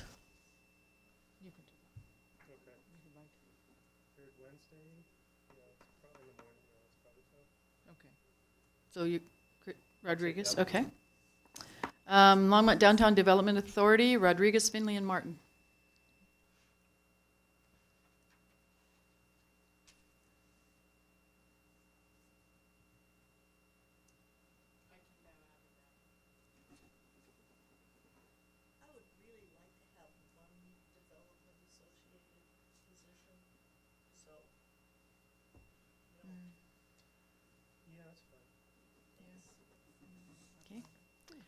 Longmont Sister Cities, Finley. Longmont Multicultural Action Committee, Rodriguez. We don't have anybody for North I-25 Coalition or the North Area Transportation Alliance Steering Committee. Anybody? Both?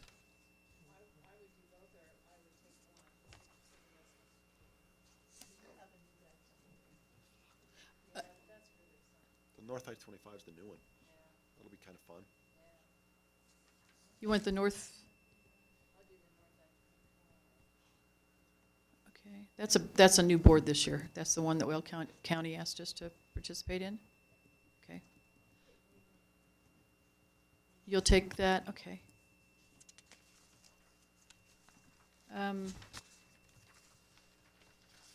And on that one, there is a staff alternate to that, so Bill Green would be your backup for that one. North 287 Coalition is Mayor Bagley, excuse me. Northwest Rail Corridor Government Committee, Peck, still want that one? Okay. Platte River Power Authority is Bagley. Let's see. US 36 Commuting Solutions Steering Committee, Peck and Martin. Neither one, it wasn't a high choice for either one of you. Okay. No, you got stuck.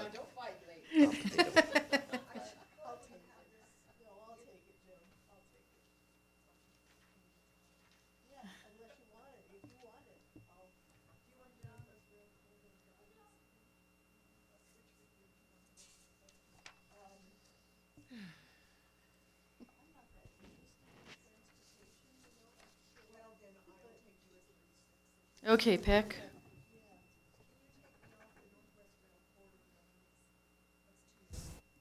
Okay. You'll take the Northwest Rail? Okay. And then Windy Gap, Rodriguez and Martin.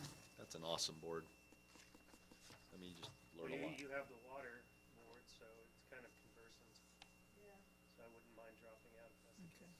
That's fine. I did all this work on Windy Gap just to be a pain in the neck. I'd like to keep being a pain in the neck. On the Boulder Consortium of Cities, Peck, you were the alternate, right? Okay. Then I think we're done. All right. Wait a minute. What did you just say? Raise your hand, please, because like I said, my screen's down. Let's go ahead and move on to final call, public invited to be heard.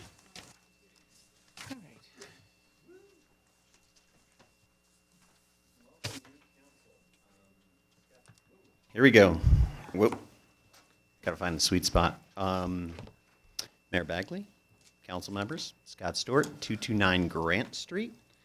Welcome to all in your new positions. Here we go. The Airbnb issue seems to be a bit of a mess. What are we allowing? I think we're allowing homeowners to rent their homes, rooms, or accessory dwellings short term.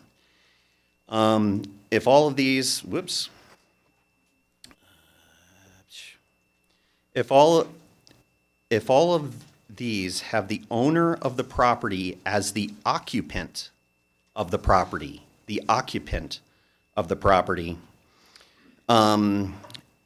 this limits our exposure to outside investors. This makes sense as it limits the use of the property to those who live and occupy the property, meaning those are your neighbors. Mm-hmm. With this, there is less need to limit the number of units per block. Limiting to one permit per block doesn't allow for my neighbor across the street to offer his home when he goes on vacation. It only allows for those like me who might be trying to maximize profits. Perhaps a limit on how many days per year or how many times a unit may be rented is a simpler way to control the greed of investors. I am a landlord. I would love to maximize my return, but I am also a homeowner and would hate to lose my neighborhood to disconnected investors. I had a meeting with my insurance agent the other day. This is an issue for insurance agents. My policy is going to change if I turn my units into short-term rentals. That's what I got to say about Airbnb. I think we need to go slow on this. There's not a need to create something too quickly.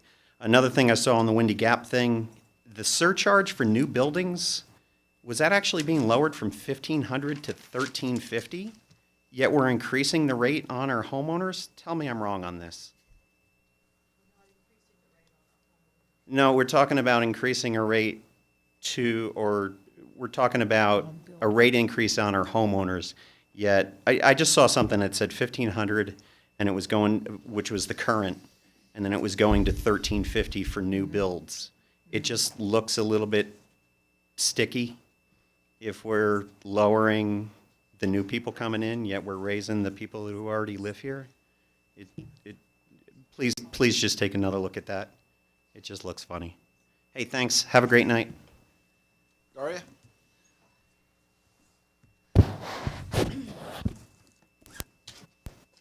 Welcome, new council. I'm so happy to see all your faces. It's so exciting. I worked hard for all of you guys to keep you in. And my name is Daria Laverne. I live at 429 Emory Street.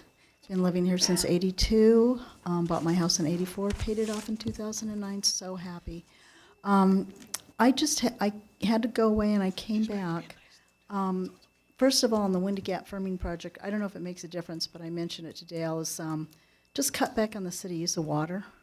Keep that in mind. I mean, I'm always seeing broken sprinkler heads and water going down the gutter, and you know, you don't only have to water around each hole on a golf course because you hit the ball and it goes somewhere near that green area. You don't have to have all that green grass. That's all I'll say about that.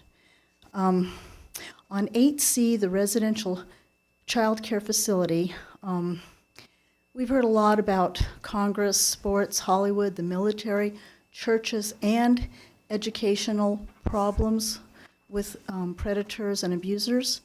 I know firsthand from someone personally that was in Evergreen in Longmont and then at Attention Homes in Boulder. Abuse did occur at that facility and it was never reported. So I'd like to ask that on that issue, I don't know how you do it, but that there's someone in place to guard that those children don't get abused in any child care facility. We've heard of children as young as 8, 9, 10 months that can't speak up for themselves. But this was a teenager that's 34 now and was 13 or 15 at the time in these Attention Homes in Evergreen that never reported it, never said anything about it. So if there's any way to get some accountability so that any of that cannot go on in that facility, please figure out some way to do that.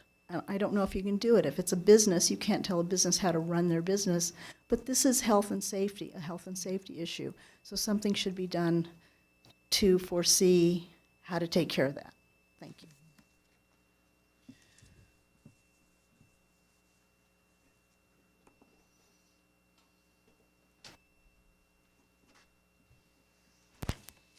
Mayor and Council, Jeff Moore, 925 Little Leaf Court. Just want to make a couple comments on the short-term rentals. Limiting it to one per block, I think it kind of defeats the purpose. One of the reasons to put regulations in place is to make sure that we have a standard set of regulations that apply to everybody that wants to do this so that we know that they have a safe environment. And if we only limit it to one per block, for example, you may end up with defeating the purpose of the ordinance because if you don't grant me a permit, I may want to rent it out now, do it illegally. So understanding that wanting to not have full block after block after block out of short-term rentals, that's one thing, but I just think that it's self-defeating if you just limit it to that low of a number. In fact, the main point that I would like to see is that we have a regulation so we do have control of health and safety. That is the primary reason, and this is one of the things that we discussed at NLC and brought it back 4 years ago, that we need to do this. So it's taken this long to get to this point. So moving slowly is good in this case, but I think that there's a desire for this to happen. There's people that own their properties that they may leave for a couple months. They want to rent it out, have the property taken care of. That's another thing. You can have the grass mowed and all that stuff. So I just caution you on how severely you limit the rentals. Thank you. Mr. Converse. Yay. And I'm filming myself as we do. On the Airbnb stuff, I just want to tell a story because it occurred to me while this was going on. I have a rental, and the woman who rents it is a teacher in town, and I rented it about $400 or $500 below market so she can stay. and she rents a room out in that house 4 to 6 nights a month so she can pay the rent. If you make it so she can't, she won't be able to live in Longmont. That's it.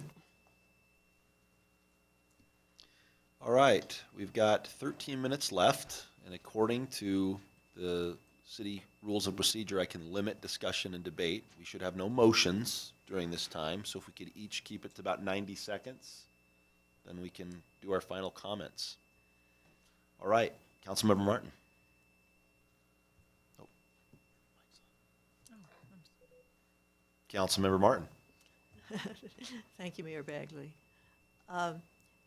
I actually, while I was talking to constituents this weekend, I heard that very argument as the only argument for short-term rentals that I really found acceptable. And I think that whatever ordinances that we come up with that we're all satisfied with, I think that we probably should have an exception provision for someone who can show that they can only stay in their dwelling if they do short-term rental of a subset of that dwelling. I think that would be a great thing and show that we're a compassionate city. I don't think if we're regulating and inspecting anyway, that it would be that much harder.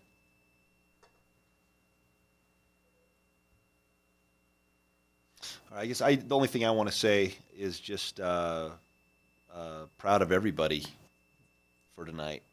I thought that, I mean, if we can just keep this up, man, this is going to be awesome.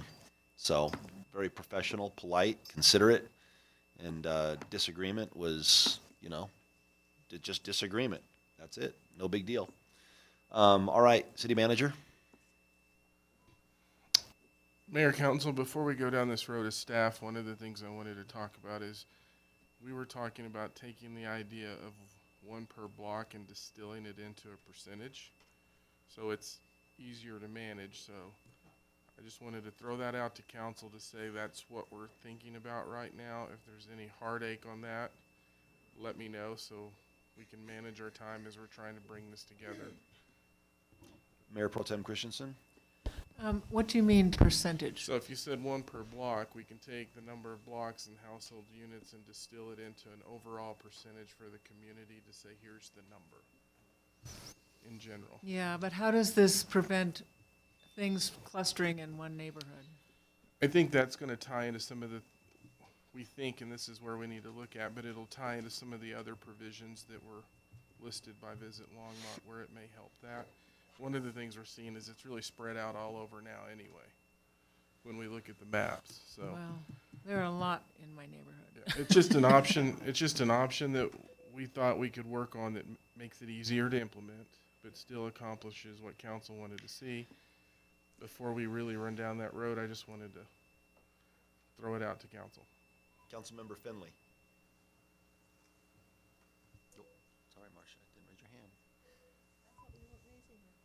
Well, it's back on, so we got to raise our hands. It's late. Thank you, Mayor Bagley. My only comment was, once we have our boards and commissions and make sure that nobody conflicts with times and dates, if we could have somebody put those on our calendar, it would be very helpful, especially to the new folks, and me as well, because I forget sometimes. If that's something we could do, Sandy, make sure that our boards and commissions are put on our calendars, that would be great. And if I hadn't read my packet, I wouldn't have known until yesterday that we had a pre-meeting tonight. So keeping that calendar up to date is really important, especially until I retire. So especially, I would appreciate it. Thank you. Councilmember Martin.